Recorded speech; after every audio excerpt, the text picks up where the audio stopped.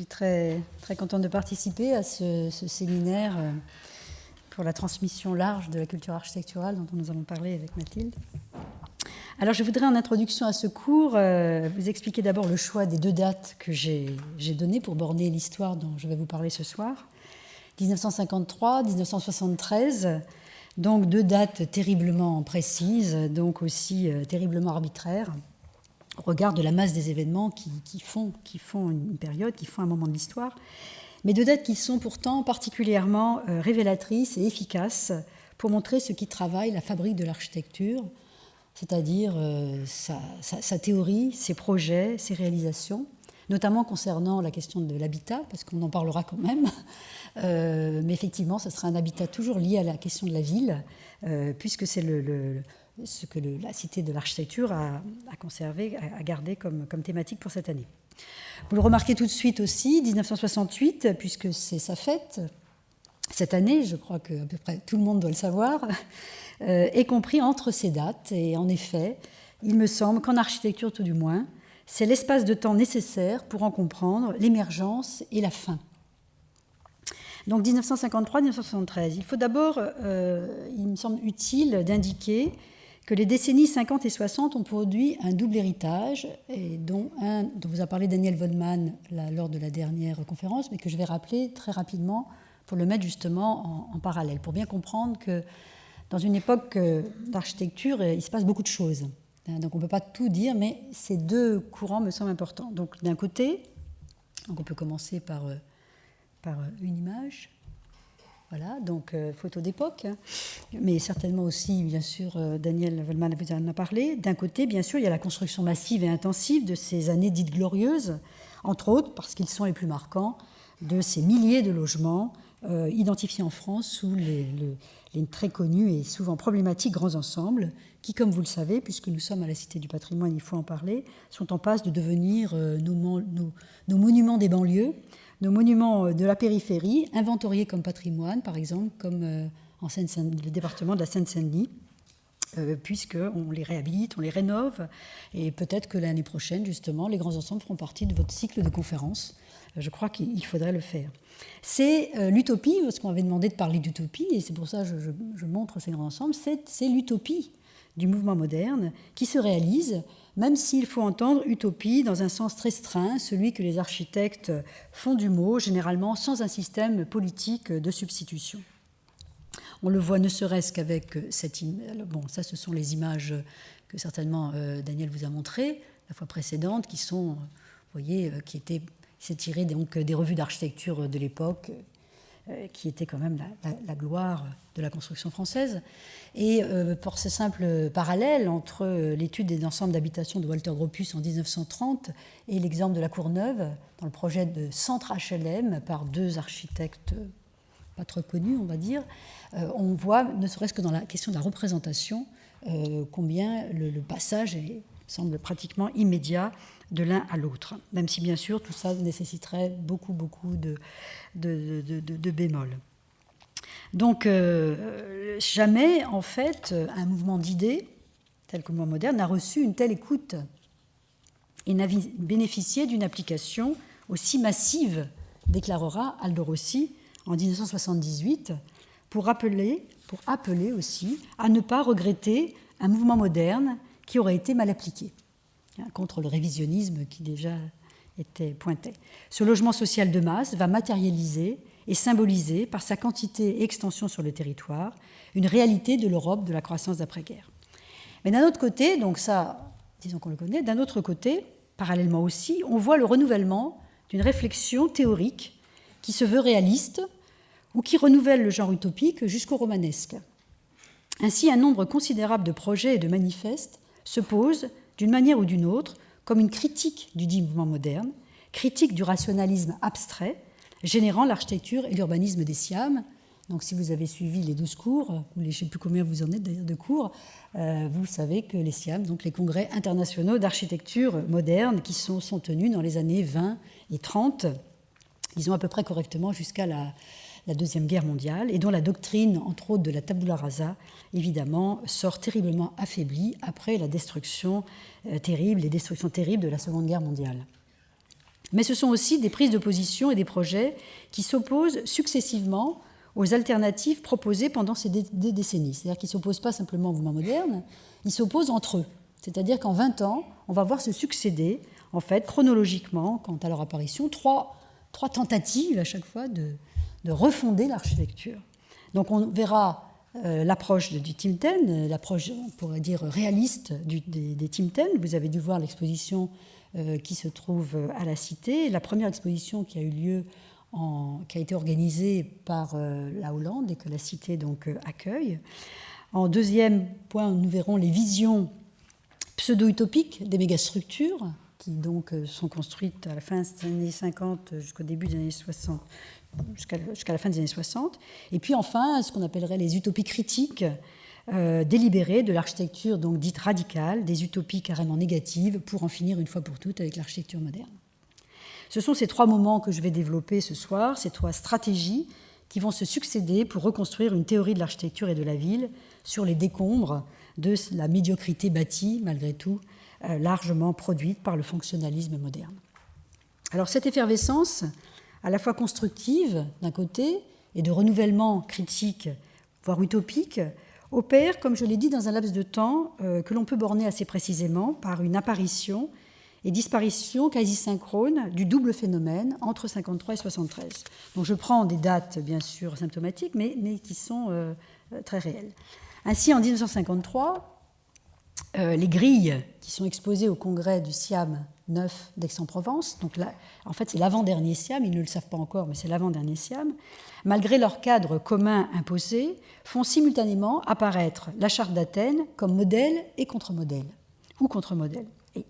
Alors on y expose, par exemple ici, les premiers projets de construction en masse d'opérations, revendiquant et monumentalisant les principes de la Charte d'Athènes, avec l'ouverture des chantiers du secteur industrialisé, comme on l'appelait. Ici, par exemple, le projet de Marcel Lotz. Ah oui, genre, je vous ai mis quelques sous-titres parce qu'il va y avoir énormément de noms. Donc là, pour l'instant, on est chez nous, on est en France, mais après, ça va un peu plus se compliquer, donc je vous ai mis quelques repères. Donc ici, le Marcel Lotz, donc, déjà architecte très connu déjà à l'époque, qui présente le premier projet, la première version qui va être complètement refusée, mais enfin la première version des Grandes Terres de Marly, et c'est 1500 logéco, donc des logements économiques, pour 6000 habitants, donc qui sont un exposé tout à fait éloquent de cette approche qui va se généraliser pendant toutes les années 50 et que nous n'allons pas suivre ce soir, et je crois que Daniel Wollmann vous en a parlé. Et à quelques 6 mètres de distance, donc dans le même lieu, c'est ça qui est intéressant, dans le même lieu, au même moment, le même événement, on découvre une critique implicite mais spectaculaire du SIAM au travers d'approches privilégiant les cultures existantes locales à l'individu plutôt abstrait du fonctionnalisme. Même si, encore une fois, ce sont des expressions quasiment isolées. On a ici le cas tout à fait remarquable de la grille de réidentification d'Allison, du couple Allison et Peter Smithson, du couple anglais, qui réintroduit les mots totalement honnis, exclus de la doctrine moderne, maison, rue, relation, et la provocation des mots en moins, celui de l'habitat du plus grand nombre de Candilis, que je n'ai pas eu le temps de scanner, parce qu'il est complexe à scanner, mais enfin, vous avez tous ces documents, vous avez ce document en bas.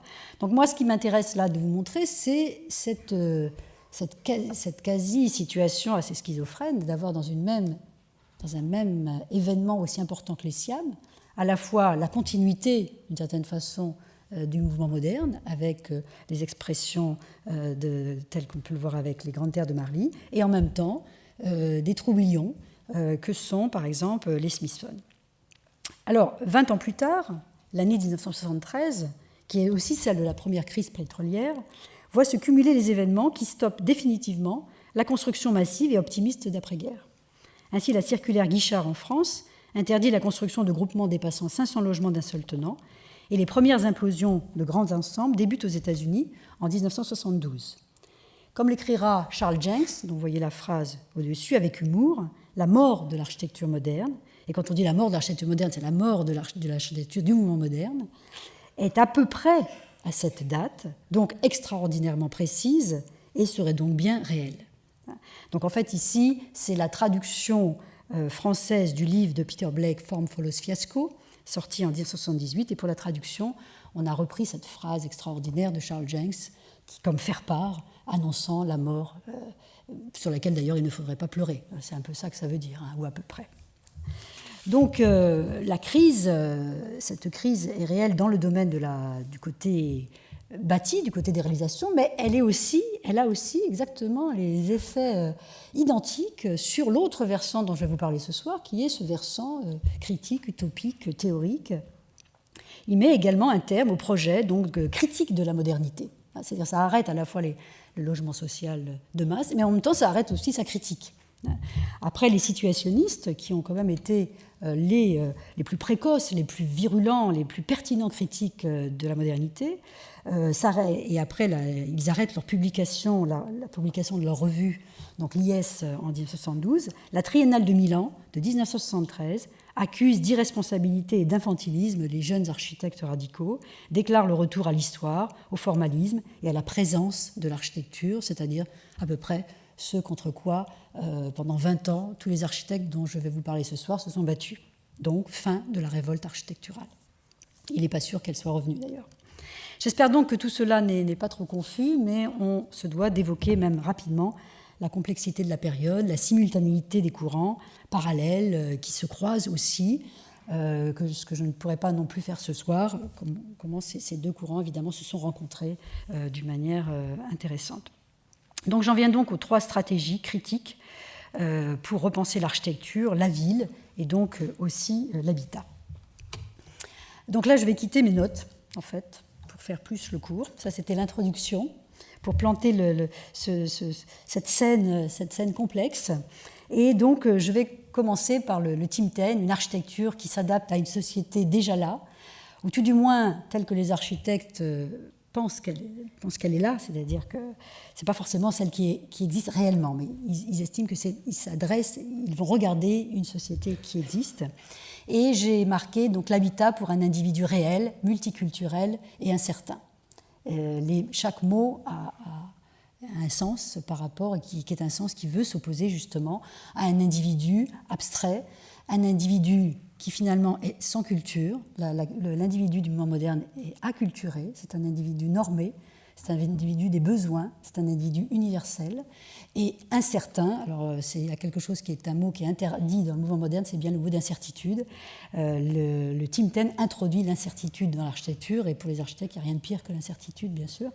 Et donc c'est une espèce de...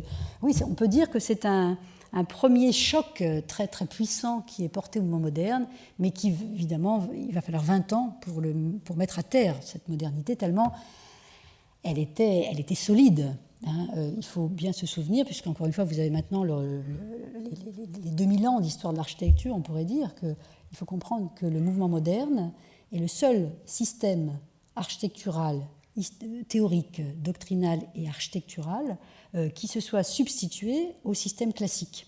Il n'y en a pas eu d'autres, et probablement il n'y aura pas d'autres. Hein. Donc on a le classicisme, depuis Vitruve jusqu'au XIXe siècle, en gros. Ensuite, on a la modernité, on a le mouvement moderne, on a la modernité, et puis après, on a tout est possible. Donc, mettre à bas le mouvement moderne, ça a été aussi difficile que de mettre à bas le système classique. Hein. Et c'est pourquoi j'estime que ces 20 années dont je vous parle sont 20 années pour détruire quelque chose qui énormément résistait, avec des revivals, et d'ailleurs, on n'a pas fini d'ailleurs d'avoir... en même temps, on y est encore. Alors, je reviens sur cette fantastique grille proposée par Allison et Peter Smithson. Je ne sais plus si l'original... Si, je crois que l'original est présenté en bas à l'exposition du Tim Ten. C'est assez... Je me souviens, moi, très très bien personnellement avoir vu ce panneau qui était exposé à Beaubourg, et être resté véritablement sous le choc de ce panneau, puisque vous savez que le principe des SIAM, c'était de présenter, vous aviez le droit à un certain nombre de grilles, un certain nombre de carrés, une surface, comme tout exposant. Donc chaque image compte, et généralement, tous les architectes, bien, ils en profitaient pour mettre leur projet. Et là, ils ont consacré la moitié de la grille à mettre, il en manque un peu, là, je n'ai pas tout dans le détail, ils ont consacré la moitié de la grille à mettre des photographies d'enfants. Et c'est ça que je trouvais très surprenant, au lieu de, comme tous les architectes, de se vendre, parce que c'est normal qu'ils se vendent, c'est difficile l'architecture, eh bien ils mettaient des photos d'enfants, c'est-à-dire sans architecture, en plus des enfants, C'est-à-dire non pas la femme, non pas l'homme au travail, je ne sais quel individu, l'enfant, qui généralement d'ailleurs n'était pas un individu que l'on regardait véritablement dans l'architecture. Des enfants qui jouent tout simplement dans la rue, qui tracent des marelles, qui sont heureux. Et c'était évidemment, à l'époque, en 1953, de même que ça m'a surpris évidemment il y a 10 ans, ça a évidemment totalement surpris et interrogé les architectes qui étaient sur place. Et qu'est-ce que signifiaient ces photographies qu'ils avaient prises donc à Nigel Anderson, un photographe marié avec une anthropologue qui travaillait dans les slums londoniens de l'Est londonien. C'était une volonté justement de montrer que l'on allait regarder un individu précis, concret, qu'on allait le saisir par la photographie et non plus simplement le saisir par une silhouette, par un nombre d'or ou par des photos qui finalement allaient le ramener tout le temps sur le modèle, mais vraiment déjà prendre des enfants, ils n'ont pas la bonne taille, je trouve. Ils sont petits, ils courent dans tous les sens, c'est des gosses quoi. Et c'était ça qui était très, très fort, en fait. C'était de créer cette rupture, en fait, avec la doctrine. Et l'idée, par exemple, ici, c'était aussi d'aller regarder dans les rues. Vous voyez, alors je vais vous expliquer le parallèle. Les rues des faubourgs, les rues où on est censé il se passe quelque chose. Déjà, aller regarder la rue, quand on sait ce que ça représentait, la rue pour le mouvement moderne, pour Le Corbusier, la rue Corridor, source de tous les maux du mouvement moderne, évidemment, c'était une véritable provocation. Et en même temps, je vous fais ce parallèle pour vous montrer que la rue qu'ils regardent n'est en même temps pas la rue réelle. Et d'ailleurs, ils en sont un peu conscients, les Smithson, qui parlent d'une rue de survival, une rue qui survit. C'est une culture de la survivance, c'est quelque chose qui est en train de disparaître. Il y a quelque chose de nostalgique de ça. C'est comme s'ils voulaient sauver ça, alors que ce qui est en train de se construire, le vrai réel, s'ils avaient voulu vraiment regarder la réalité, ils auraient regardé les HLM, ils auraient regardé les grands ensembles. Et en fait, ils regardent quelque chose qui est passé, quelque chose qui ne reviendra plus. Ils regardent les arrière-cours avec les pigeons, avec le laitier, avec des choses, la fontaine. Enfin, ils nous transportent dans un monde qui disparaît, en fait, à cette époque-là, parce que ça va changer, mais à cette époque-là. Et c'est intéressant de voir dans ce sens-là. Alors, ce que va leur apporter ce regard, on va dire, presque anthropologique, ethnographique, sur cette société quand même de Londres, enfin, je veux dire, ils ne sont pas allés très loin non plus, ce quartier existe toujours, il est d'ailleurs toujours très, très défavorisé à l'est de Londres, dans la banlieue très proche, le quartier plutôt de l'est de Londres, eh bien, c'est de saisir la mobilité. Alors la mobilité, c'est un grand thème en architecture depuis, disons, au moins le 19e siècle. L'architecture essaie constamment d'être mobile. Mais là, c'est la saisir par rapport au comportement de l'individu, par rapport à la société. Ils vont en fait essayer de réaliser ce que moi j'ai appelé un urbanisme relationnel. Être en relation les uns avec les autres. C'est en quoi ils sont nostalgiques. Il y a toujours l'idée d'une quête et d'une recherche, d'un sauvetage d'une communauté perdue. Il y a toujours l'idée d'un village. C'est pourquoi ils vont échouer. Nous ne sommes plus dans un village, quoi qu'on fasse, à part les communautés refermées américaines, mais non, on est devenus des individus totalement incertains. Et donc il y a une espèce de volonté de sauver quelque chose, et donc de les saisir par rapport à des mouvements. Alors le premier qui m'avait beaucoup intéressé, c'est le dessin que vous voyez à gauche, qui représente en fait par à la fois un croquis, qui est presque un diagramme. Le trait, c'est je marche, je bouge, et le point, c'est je m'arrête. Non, je marche, je bouge. Une espèce de scansion comme ça. Comment on fait générer la ville ? Plutôt que de la générer à partir de bâtiments, a priori, qu'on met comme ça ou comme ça, comme le mouvement moderne a appris à faire, eh bien, on laisse tomber tout ça d'une certaine manière, encore une fois au niveau du concept, et on regarde ce que fait l'habitant. L'habitant, il marche, il s'arrête. Qu'est-ce qu'il fait quand il s'arrête ? Alors parfois c'est un peu trivial, il y a la boîte à ordures, il jette ses ordures, mais là, hop, il rencontre la voisine, il parle, etc., etc. Donc il y a des espèces de moments, donc il y a comme ça, ça avance et ça s'arrête, ça avance et ça s'arrête. Et à partir de ce dessin, vous voyez, ils vont générer énormément de croquis, de petits diagrammes comme ça, qui sont tout le temps des scansions, pour représenter et pour essayer de penser cette architecture qui est à la fois de la mobilité, du flux et des arrêts.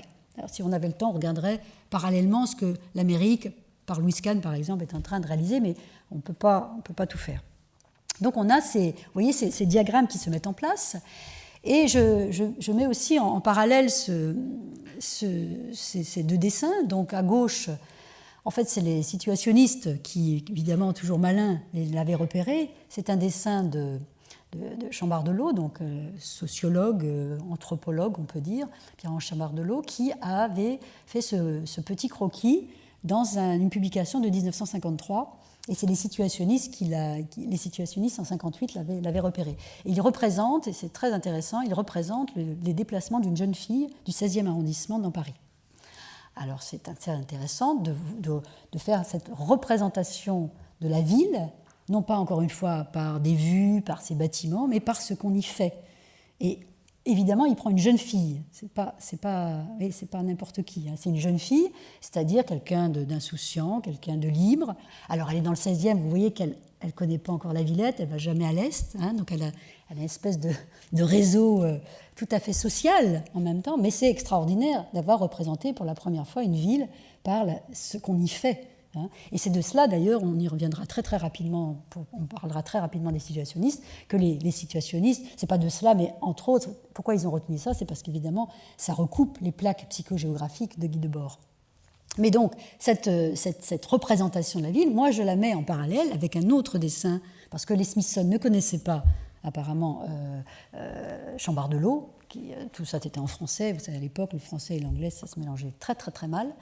Et ce dessin qui s'appelle Play Brubeck, en référence aux musiciens, et qui montre justement, encore une fois, un diagramme où les personnes, avec des points et des barres. C'est-à-dire qu'on n'est plus simplement dans un système linéaire, là on est dans une espèce d'ensemble multiple de croisements, de recoupements, avec toujours cette idée d'une représentation non pas de l'architecture, parce que comme si on ne savait plus ce que c'était que l'architecture, comme si on ne savait plus ce que c'était que la ville, par contre on sait ce que c'est que les gens ils bougent. Donc il y a une représentation assez fantasmée, toujours bien sûr de l'architecte, de cet individu qui au sortir de la guerre, même s'il n'a pas d'argent, pas d'essence, pas de voiture, etc., il bouge. Donc c'est à la fois fantasmé et c'est assez bien vu. C'est assez bien vu puisque c'est quand même ce qui va se passer. Et à quoi on arrive ? Eh bien, on arrive à une ville donc, qui s'appelle The City, donc il faut le comprendre comme une ville, qui, vous voyez, n'a plus de forme, elle ne ressemble pas à une forme, et c'est pour ça que peut-être qu'ils ont marqué le titre, c'est la ville, vous ne croyez pas que c'est, mais c'est la ville. Et ce qu'il y a de fantastique dans ce dessin, c'est que vous voyez que l'architecture et les réseaux ont exactement la même forme. C'est-à-dire que le bâtiment a la forme du flux.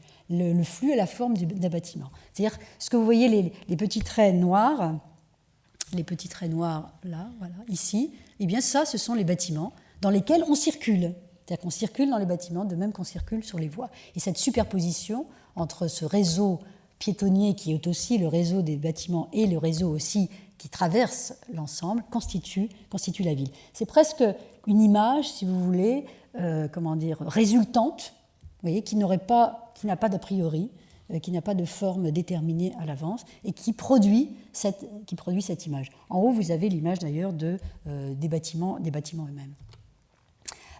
Pour faire comprendre la différence, pour être pédagogique, puisqu'on est dans un cours, donc j'ai mis en parallèle Le Corbusier, bien sûr, parce que c'est quand même celui qui fait référence. Il est absolument incontournable. Je crois qu'on peut pas. C'est comme Colas aujourd'hui. On peut rien faire sans dire Colas. On peut rien faire sans dire Le Corbusier, je crois.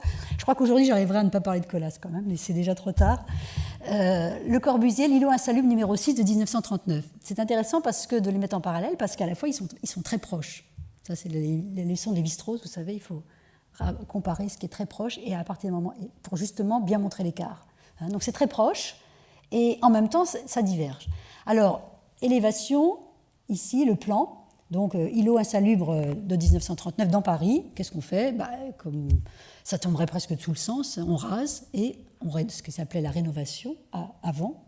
Aujourd'hui, la rénovation, c'est plus tout à fait ça, mais avant, la rénovation, c'était on rase et on construit un bâtiment, voilà, même pas besoin de le. Ce qui est intéressant, c'est ça. Et si on compare avec le projet de Golden Lane, donc des Smithson à Coventry qui avait été bombardé par la guerre en 1952. Pourquoi je vous disais que la tabula rasa, ça ne peut plus trop marcher une fois que la guerre est passée ? Eh bien, d'une certaine façon, ils arrêtent.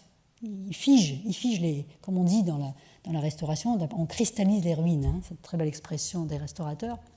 Là, il cristallise les ruines dans un premier temps. Il dit surtout, on n'en rajoute pas, parce que les bombes ont suffisamment détruit.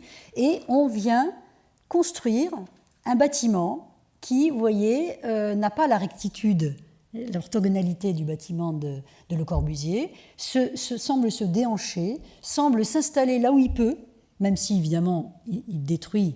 On n'est pas dans la rénovation, attention, on n'est pas dans les époques patrimoniales d'aujourd'hui. Hein. On n'est pas en train de discuter ce qu'il faut restaurer, pas restaurer. Non, il ne faut pas exagérer quand même, hein, surtout vu l'état du bâtiment.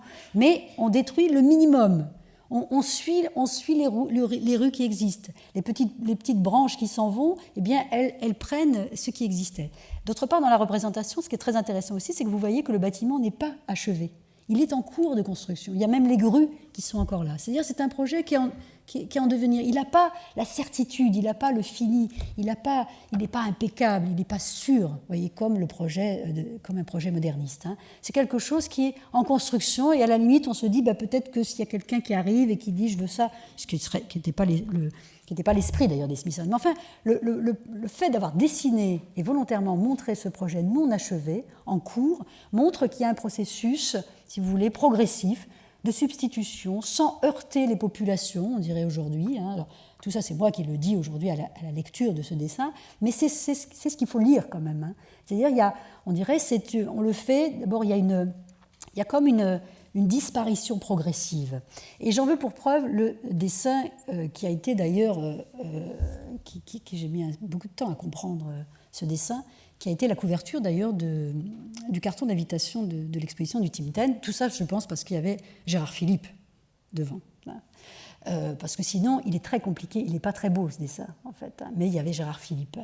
Comme quoi les Smithsonian, s'ils étaient encore en vie, ça les ferait quand même rigoler, parce que c'est eux qui ont mis évidemment Gérard Philipe, qui était l'idole vraiment de 53. C'est un dessin qui date de 52-53, qui était vraiment la star. Et le fait de mettre des stars du cinéma ou du théâtre dans un projet d'architecture, de le représenter dans un projet, c'est déjà quelque chose d'extraordinaire. Ça, ça n'était jamais vu. Vous imaginez Le Corbusier mettre, je sais pas Sarah Bernard, oui, comme on peut l'imaginer. Donc déjà, et puis, vous voyez comment il regarde la scène. C'est très habile d'avoir fait ça. Mais c'est pas ça qui m'intéresse là. Ce qui m'intéresse, c'est là encore la représentation. Avec, vous voyez, la scène à droite, avec Gilbert et Georges d'ailleurs, la scène à droite qui est encore là. Vous voyez, les bâtiments anciens sont encore là et ils montrent que ça va disparaître, mais sans heurts, tranquillement. Vous voyez, le moderne va remplacer l'ancien, mais on va y aller doucement. Et la transparence très habile qui est proposée ici est tout à fait exceptionnelle par rapport encore une fois, aux certitudes que l'on attend d'un architecte. Je ne sais même pas d'ailleurs si aujourd'hui, si vous présentez ça à un maire, si ça passe. Hein.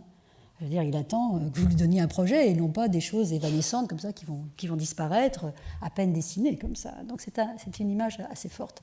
Alors, qu'est-ce qui se passe ensuite dans ces appartements, dans ces appartements qui sont alors on dirait des coursives, eux ils appellent ça street in the air ou street mesh in the air, des rues tissées dans l'air. Qu'ils appellent ça aussi des decks. En fait, c'est une rue corbusienne en hauteur, puisque évidemment le principe, l'idée vient de Le Corbusier, sauf qu'elle est dégagée d'un côté, elle est extrêmement large, elle est ouverte. Il y aurait d'autres dessins qui vous montreraient aussi la question des vues de l'un à l'autre. Et de nouveau, il y a aussi une question de représentation par rapport aux personnages qui sont installés. L'image en dessous est intéressante. Ce sont des duplex et la cuisine. Cette fameuse cuisine n'est plus la cuisine de Francfort. Je ne sais pas si vous avez eu un cours, vous avez abordé la cuisine de Francfort, qui était cette cuisine, ce qu'on appelle la cuisine de Francfort, c'est-à-dire la cuisine extrêmement rationalisée, où la ménagère, elle est dans sa cuisine, elle tourne, elle a sa casserole, elle regarde les gosses. Bon, c'est l'espace minimum, hein, l'espace minimum de la cuisine. Là, on est dans une cuisine à l'ère de la modernité, double fenêtre, qui donne sur une espèce de petit patio, qui donne lui-même sur la vue. La femme est à l'aise, elle est bien dans sa cuisine. C'est une autre domesticité, si je peux dire. Alors, je ne peux pas développer, surtout qu'on va revenir sur la femme. Il faut que j'en profite. Alors, les Smithsonian, le problème des Smithsonian, c'est qu'ils ont raté presque tous les concours auxquels ils ont participé, malheureusement, qu'ils ont eu très peu l'occasion de construire, et c'est pourquoi il faut sauver le peu qu'ils ont construit. Mais je ne vous ai pas amené ce soir ce qu'il aurait fallu sauver, parce qu'on n'a pas trop de temps. Je vous ai montré ce que Parce que les Smithsonian ont fait beaucoup de croquis de projets et tout le monde a travaillé ensuite dessus. Et notamment, ici, Ivor Smith et Jacqueline, qui vont réaliser cette opération de Park Hill à Sheffield. 990 appartements, 2800 personnes, une opération phare pour l'Angleterre, phare aussi pour la France. Cette image, je l'ai prise d'architecture d'aujourd'hui, de l'époque. Hein. Donc, tout le monde regarde ça comme évidemment quelque chose d'assez ahurissant, parce que c'est vrai que l'image est très belle, hein, parce qu'on se dit, bon, alors, avant, on avait des angles droits, et maintenant, ça zigzague dans tous les sens. Hein. Alors, ça serait une lecture un peu superficielle. Je crois que c'est une opération extrêmement intéressante qui a eu du succès, contrairement à d'autres opérations. Elle a eu du succès parce qu'elle a été extrêmement pensée et qui hérite en très très grande partie du travail des Smithsonian. Regardez d'abord les deux photos qui se trouvent au-dessus et qui montrent ce qui a manqué à nos HLM, à nos cités, c'est-à-dire l'espace entre les barres. C'est pas simplement qu'elles sont courbes, les barres, ça, bon, encore, on va pouvoir en dire des choses, mais c'est regarder le travail qui a été fait au niveau, je dirais, de l'espace commun. Hein, au niveau de qu'est-ce qu'on partage. Hein, c'est pas le terrain vague. Hein, c'est pas là où les gamins ne savent pas quoi faire et ils vont traîner. Non, c'est-à-dire il y a des aménagements, il y a des parcs, il y a des plantations. Les arbres, c'est des photos qui datent des années 60.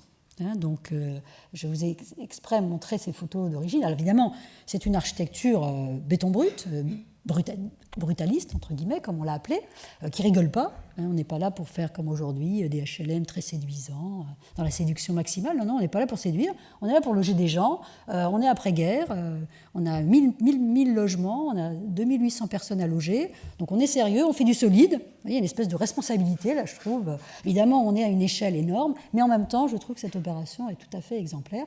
Et alors, on voit en bas le fameux Street Mesh in the Air des Smithsonian, avec évidemment l'architecture en moins, parce que dans le dessin qu'avaient fait les Smithsonian et ce qu'ils ont construit d'ailleurs par la suite, eh bien, vous n'auriez pas eu cette série de poteaux ici assez laides. On n'a pas, ce que je vous montrais tout à l'heure, c'était l'idée du deck, hein, le port, le pont qui regardait sur l'extérieur. Mais on avait, parce que évidemment tous ces enfants font beaucoup de bruit, donc à un moment donné ça ne marche plus, mais disons que c'est toujours ces enfants qui reviennent constamment à l'époque dans toutes les représentations, l'espèce d'innocence, la vitalité, je crois aussi, de ces enfants qui courent plus dans la rue pour se faire écraser ou autre, mais dans cet espace-là. Je rappelle aussi que les photos des Smithsonian par rapport aux enfants, c'est qu'ils ont pu les prendre parce que les logements étaient trop petits. Ils oubliaient aussi que si les enfants étaient dans la rue, c'est parce que les logements ne pouvaient pas les accueillir. Et peut-être ici aussi. Donc les enfants sont dehors parce qu'à l'intérieur, l'espace est encore trop petit. Autre aspect, la question de la voiture. Alors, toujours les petits dessins des Smithsonian, très, très, très parlants. Chacun a sa maison, chacun a sa voiture. Et comment on fait une ville avec ça, hein. Donc, j'aimais assez ce petit croquis qui date, je ne sais pas trop... Je ne suis pas arrivée à le dater, il a été publié un peu plus tard, mais elle est assez drôle. Ils posent, vous voyez, à la fois ils écrivent énormément et en même temps ils posent des questions avec des croquis, c'est très, un architecte ça fait ça aussi. Hein. Donc on a des petites maisons, des voitures. Alors comment on fait une ville avec ça? Parce que ça c'est la banlieue londonienne, c'est la banlieue française, c'est la banlieue américaine, c'est tout ce que vous voulez. Hein, ça, c'est toujours valable d'ailleurs. Hein, je trouve que ce dessin, il a une grande actualité. Comment faire pour faire la ville avec ça, avec cette extension, avec cette ville qui échappe aux architectes, hein. C'est le problème, toujours actuel d'ailleurs. Alors, ce qu'ils vont faire, eh bien, ils vont en Amérique. Peter Smithsonian va en Amérique en 1957 et revient et ramène la femme américaine. Il ne ramène pas l'enfant, cette fois-ci, il ramène la femme. Et ça, évidemment, ça m'a beaucoup... Are you this woman? Are you this woman? Et la femme, elle est avec sa voiture. Et là, elle a coincé l'homme. Elle a son autonomie. Alors, là, c'est de la publicité Plymouth. Je rappelle qu'évidemment, ça vient de l'article des Smithsonian. Évidemment, je ne me serais pas permis d'aller prendre une publicité n'importe où. Non, non, c'est dans l'article de Peter Smithsonian sur Mobility. Il ramène cette image de l'Amérique. Qu'est-ce que c'est que l'Amérique? C'est la femme. La femme avec sa voiture, autonome, qui s'occupe de ses gamins. Elle ne travaille pas d'ailleurs, elle n'a pas l'air de travailler, elle s'amuse. Vous voyez, c'est elle. Vous voyez, c'est comme on dit, elle se fait plaisir. Vous savez, ces expressions un peu bêtes là, elle se fait plaisir. Alors elle s'occupe à faire de la broderie, je ne sais pas pourquoi, des machins. Elle a sa fille, son enfant, et elle peut le faire grâce à la voiture. Vous voyez. Donc il ramène ça et il met ça dans son article. C'est ça qui est extraordinaire. Et si on compare maintenant avec la femme du mouvement moderne, on voit que ce n'est pas du tout le même genre.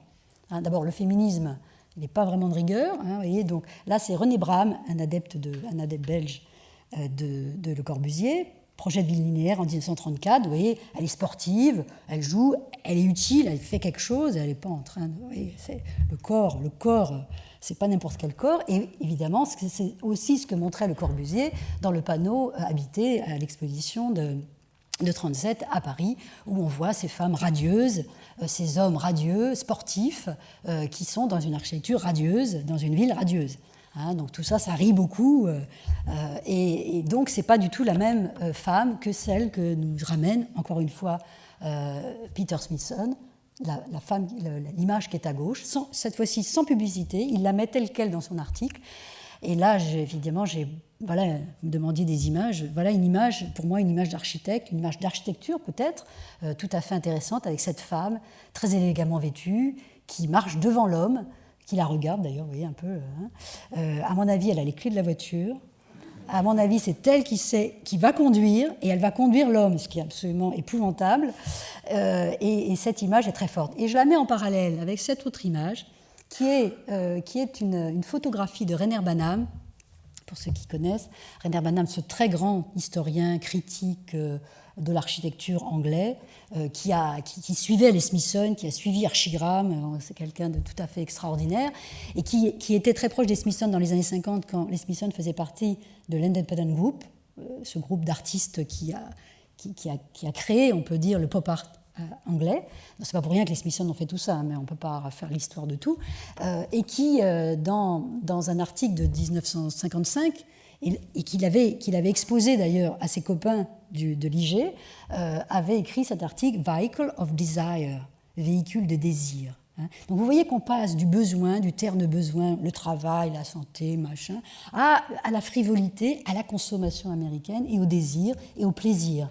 Il y a un dessin que je ne vous ai pas amené d'Alison Smithson qui s'appelle Some Pleasure of Life, hein, quelques plaisirs de la vie. Vous voyez, ce mot plaisir, et c'est à ce moment-là qu'il s'introduit. Il va prendre évidemment dans les années 60, on va le voir, on va aller jusqu'à la jouissance, on va aller vraiment sur tout, mais déjà, introduire le mot plaisir en architecture, c'est pratiquement c'est inaugural.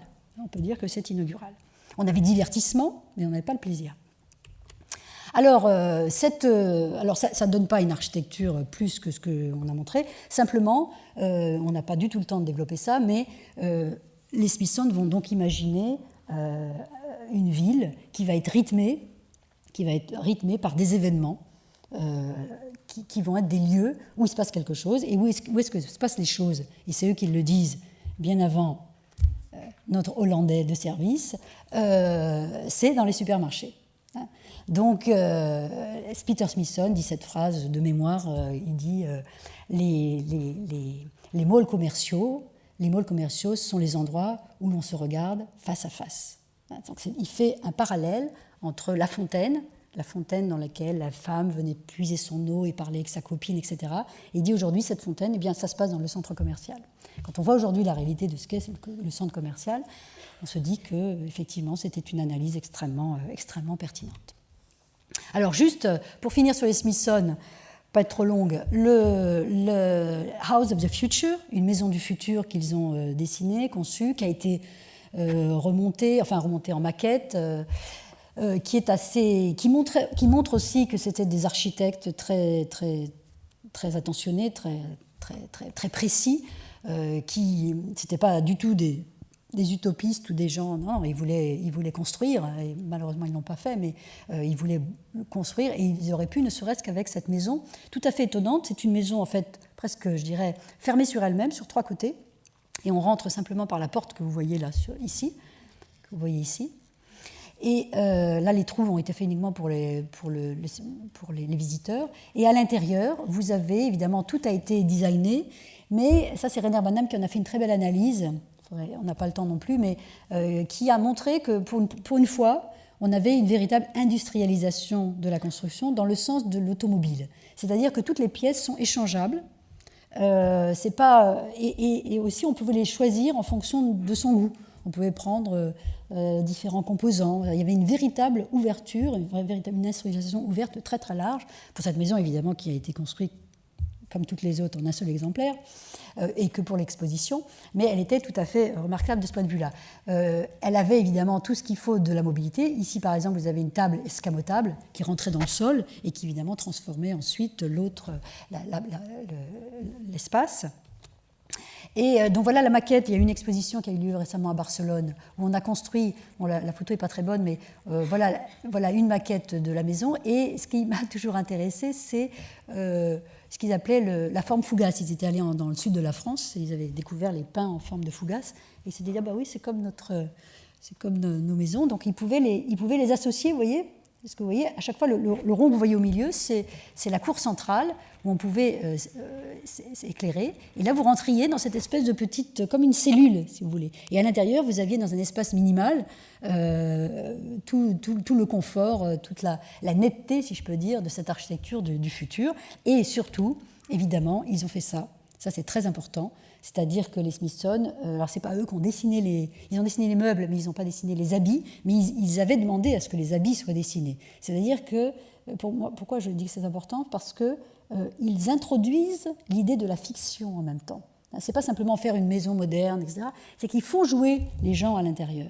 C'est-à-dire que c'est plus que du fonctionnalisme. On est déjà un peu dans un récit futuriste. Vous voyez cette femme-là qui attend je ne sais quoi, avec cet homme, la façon dont il est habillé, on est presque déjà à 2001, l'Odyssée de l'espace. Il y a, ne serait-ce que dans son habillement, ces femmes très maquillées, c'est très, très sophistiqué. Et il y a une espèce de scène, là aussi, qui se joue, qui est tout à fait remarquable. On joue véritablement dans cette architecture. C'est pas simple. Ils vont jusqu'au bout. Ils vont jusqu'à la narration, jusqu'à la fiction.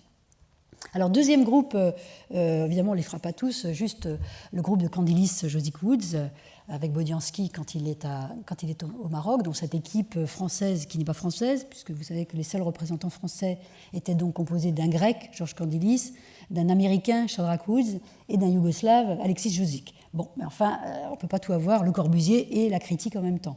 Donc, parce que nous avions le Corbusier, je crois que nous ne pouvions pas avoir un membre du Team 10 qui soit vraiment français. Et donc, on n'a pas eu de français, véritablement. On a eu cette équipe qui s'est constituée comment ? Tous les trois sont venus d'Amérique, de Yougoslavie et de Grèce pour voir le Corbusier, bien sûr. Et ils se sont rencontrés et, à un moment donné, je dis bien à un moment donné, ils ont participé à cette critique de la modernité elle-même. Alors, ce qui est très intéressant dans cette planche, c'est cette espèce, d'abord, c'est de saisir de nouveau les visages. Là aussi, on ne part pas de qu'est-ce qu'on va faire comme ville, on part des visages, avec le progrès. Il est allé les chercher dans les monts Athlos et ils deviennent civilisés en haut. Bon, on n'a pas le temps, encore une fois, mais c'est une image importante. Alors, je n'ai pas eu le temps non plus de trop faire d'images. Il a fait ces bâtiments qui sont célèbres, que vous verrez dans l'exposition, en différenciant si c'était pour les musulmans ou si c'était pour les Israélites, une architecture donc, qui prenait en compte les cultures évidemment locales, les religions, etc. Mais je veux aller à ce qui est... Ils se sont rencontrés en 1953, ils ont rencontré les Smithson en 1953, et ils vont constamment suivre ce que font les Smithson, qui sont véritablement une ligne de pensée théorique extrêmement puissante dans ce groupe qui n'est pas véritablement un groupe. Et ces dessins datent de 1960, c'est-à-dire en 60, les Smithson, ils n'ont plus rien à dire. Ils ont déjà tout dit en 57-58. Mais eux récupèrent et travaillent la chose d'une manière très intelligente et ils vont construire, eux. Et à gauche, vous voyez le dessin du STEM, qui a été dessiné d'ailleurs par Josic, mais l'article théorique est mené par Shadrach Woods, qui est assez drôle et qui montre... En fait, Charles, l'architecte enfant, qu'est-ce que c'est l'architecte enfant ? C'est l'architecte élevé au mouvement moderne, en gros. Donc il a des cubes, il les met les uns sur les autres, il a les besoins, vous voyez, qu'on met dans le tuyau. Qu'est-ce que c'est que les besoins ? C'est prendre sa douche, dormir, manger, se reproduire, coucher, bref. On met tout ça dans un tuyau, on se retrouve avec des cubes, et ensuite les cubes, vous voyez, la flèche vous montre qu'on en fait des barres. C'est les grands ensembles. Donc ça, c'est The Child, l'architecte enfant qui finalement n'est pas adulte, ne sait pas regarder la réalité. Et en bas, vous avez la proposition qu'ils font par rapport à Bagnols-sur-Cèze, qui est de traverser, avant d'aller au projet, on traverse l'expérience de la ville ancienne.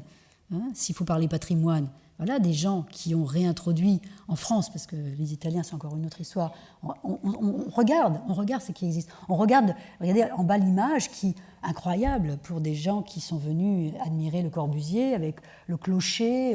Alors il y a même une espèce de coupole, on a mélangé à la fois Venise, le village français, enfin bon, le village, avec les gens aussi qui sont, vous voyez, en dessous, qui sont en groupe, vous voyez, des personnages. Hein. Et à partir de ça, alors, on ne sait pas ce que ça va donner d'ailleurs une fois que ça remonte dans l'entonnoir. Et deuxième dessin aussi très, très intéressant, du STEM toujours, de Chadrakou, c'est lui qui développe le plus ça. Vous voyez que ce qui est extraordinaire dans ce dessin, c'est que les bâtiments, l'architecture a disparu, elle est remplacée par l'image de ce qui s'y passe. C'est-à-dire qu'on c'est du archigramme avant l'heure, si vous voulez. Hein. C'est-à-dire que si vous voulez représenter un marché, au lieu de représenter un marché, vous voyez, est-ce que c'est un beau marché, etc., vous représentez des carottes et des navets. Si vous voulez représenter un stade, vous représentez des gamins en train de jouer au foot, etc., etc. Si vous voulez représenter une école, au lieu de vous représentez la maîtresse d'école avec les enfants, etc. Et donc, il montre en haut toutes ces images d'activité de la communauté, de ce que font les gens en ville, et il les met à la place. C'est-à-dire qu'il dit, finalement, j'en ai rien à faire de l'architecture qu'il va y avoir là. Hein. C'est simplement, elle sera le long de ce STEM qui va être traduit en français par centre linéaire. Un oxymore absolument incroyable, un centre qui est linéaire. C'est-à-dire, ça, c'est ce qu'adorent faire les architectes, rapprocher des termes contraires. Comme Aldo Van Eyck qui parlait de la clarté labyrinthique. Ça, c'est typique des architectes. Alors, le centre qui est linéaire. C'est quand même une très très belle invention, c'est-à-dire qu'un centre qui est pour tout le monde. Vous voyez que le centre, vous savez qu'à Paris, on est à Paris, on sait ce que c'est que le centre. Hein. Dès que vous êtes en banlieue, vous avez des problèmes. Donc plus vous êtes loin du centre, plus vous êtes défavorisé par rapport aux services, par rapport à la culture, par rapport aux activités, etc. C'est pas pour rien qu'il y a des problèmes des banlieues. Et là, l'idée du centre linéaire, c'était de mettre le centre à la portée de tous. Hein, c'était le centre à portée de main, le centre pour tout le monde. Hein, c'est un projet, il faut bien voir là que je vous montre des projets très... politiquement engagé socialement. L'architecte a toujours bon cœur, hein. Mais là, il y avait cette dimension extraordinaire de centre linéaire, qui est une très très belle traduction du STEM. Le STEM veut dire la tige, normalement. Et la tige, c'était tout ce qui allait pouvoir se passer le long d'un axe et à partir duquel il allait y avoir des ramifications, qui seraient les branches des logements que vous voyez ici, et même les logements, vous voyez, qui sont représentés par des petits points, qui sont en fait comme des petits pas que l'on fait. Donc tout a une représentation extraordinairement abstraite aussi par rapport à ce qu'on attend d'un architecte, par rapport à ce que c'est qu'un plan d'une ville, plan d'un bâtiment. Alors, autre dessin aussi tout à fait étonnant que m'avait passé Josic, c'est les premiers croquis qu'ils ont fait en arrivant sur le site de Toulouse-le-Mirail, puisqu'il faut en venir à Toulouse-le-Mirail, important. Ce dessin avec ses taches, etc., et qui est une espèce de saisie du site. Ils arrivent sur le site et vous voyez, ils n'ont pas l'idée de ce qu'ils vont faire. C'est pas Saint-Dié, je crois que Daniel Wollmann vous a montré. Saint-Dié, Le Corbusier arrive à Saint-Dié, c'est ce qu'il faut faire, lui. Tac, tac, tac, tac. Bon, voilà. Là, ils arrivent. Alors, il y a la ville existante, il y a, on va le voir, des châteaux. Le dessin que vous voyez à droite est d'époque, c'est pas un château, c'est pas un dessin refait après, hein, c'est un dessin d'époque qui a été mis le jour du concours. Donc en rouge, avec les couleurs, hein, j'ai bien vérifié, parce que c'est Tchoumi, et Tchoumi a travaillé chez Candidis. Vous avez les châteaux en rouge, qui sont les choses qu'il faut conserver, même si ça n'a pas de valeur, il y parle des châteaux. Mais bon, quand on voit, c'est des petits châteaux, hein, des petites choses anciennes du 19e siècle. Surtout, on les conserve. Et puis, cette autre carte fantastique, qui sont les espaces verts.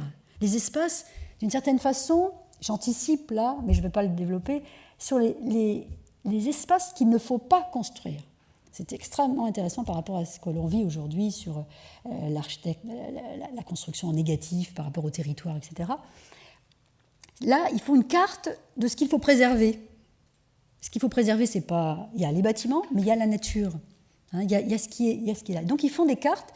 Et puis, cet extraordinaire dessin, avec ce rouge, qui ne représente pas les bâtiments, mais qui représente, comme toujours, ce qui va lier les bâtiments entre eux. le rouge sang, et ce qui fait la vie. Hein, c'est pas pour rien quand même qu'ils ont pris cette couleur rouge extraordinaire et qui se diffuse hein, comme un système sanguin. Je dis ça parce qu'ils vont faire à un moment donné un véritable parallèle avec le système sanguin, avec il n'y a pas de forme. Vous voyez, là ça a cette forme-là, là ça a une autre forme, là ça a une autre forme.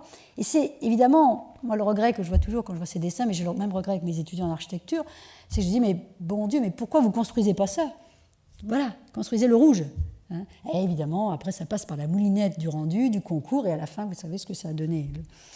Mais voilà, ça a donné quand même ça au niveau tout du moins de la phase finale du concours lorsqu'ils ont remporté donc en 62 cette jeune équipe qui avait, Josique me disait, ils étaient une soixantaine quand même à travailler sur le concours. En phase 2, ils avaient tous les grands prix de Rome et les grands architectes du mouvement moderne et ils ont remporté ce concours tout à fait inespéré.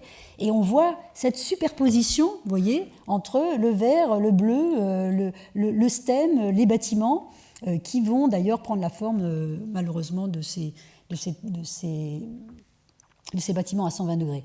Cette photo aussi qui a été produite pour le concours est très intéressante parce que c'est la maquette qui est posée sur une vue d'avion et on voit comment le bâtiment semble presque se fondre, toute proportion gardée bien sûr, mais quand même, semble se fondre avec l'image du territoire existant.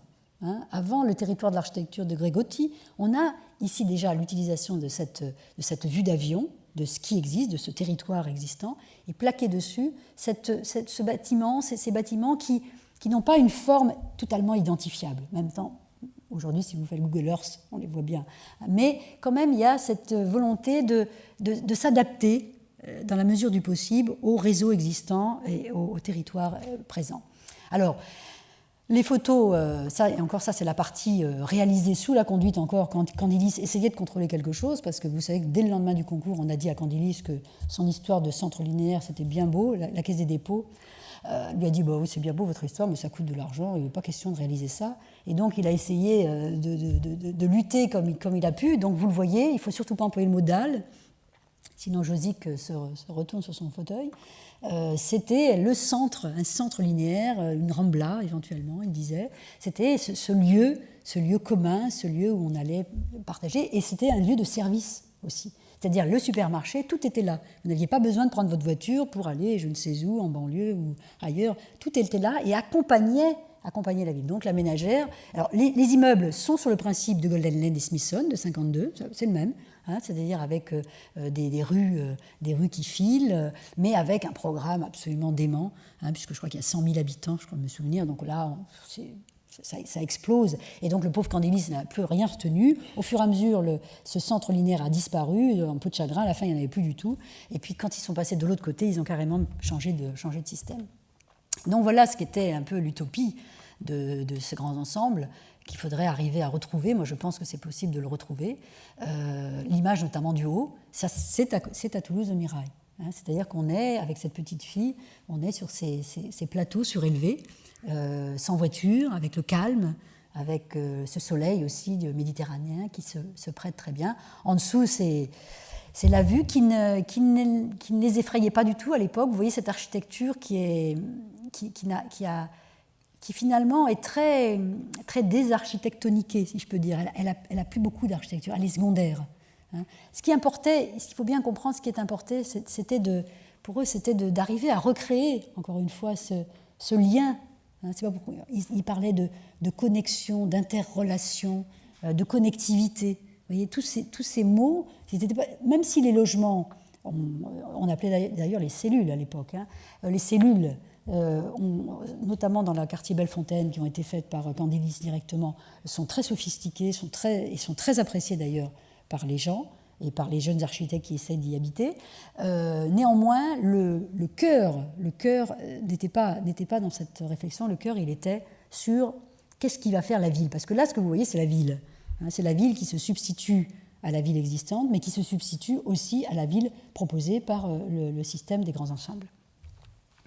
Alors, à cela, si vous voulez, ça va, c'est bon, faut que j'accélère, arrive le deuxième temps. ce temps très intéressant qui a été très très critiqué, pour ne pas dire caché, c'était la honte des architectes du monde entier.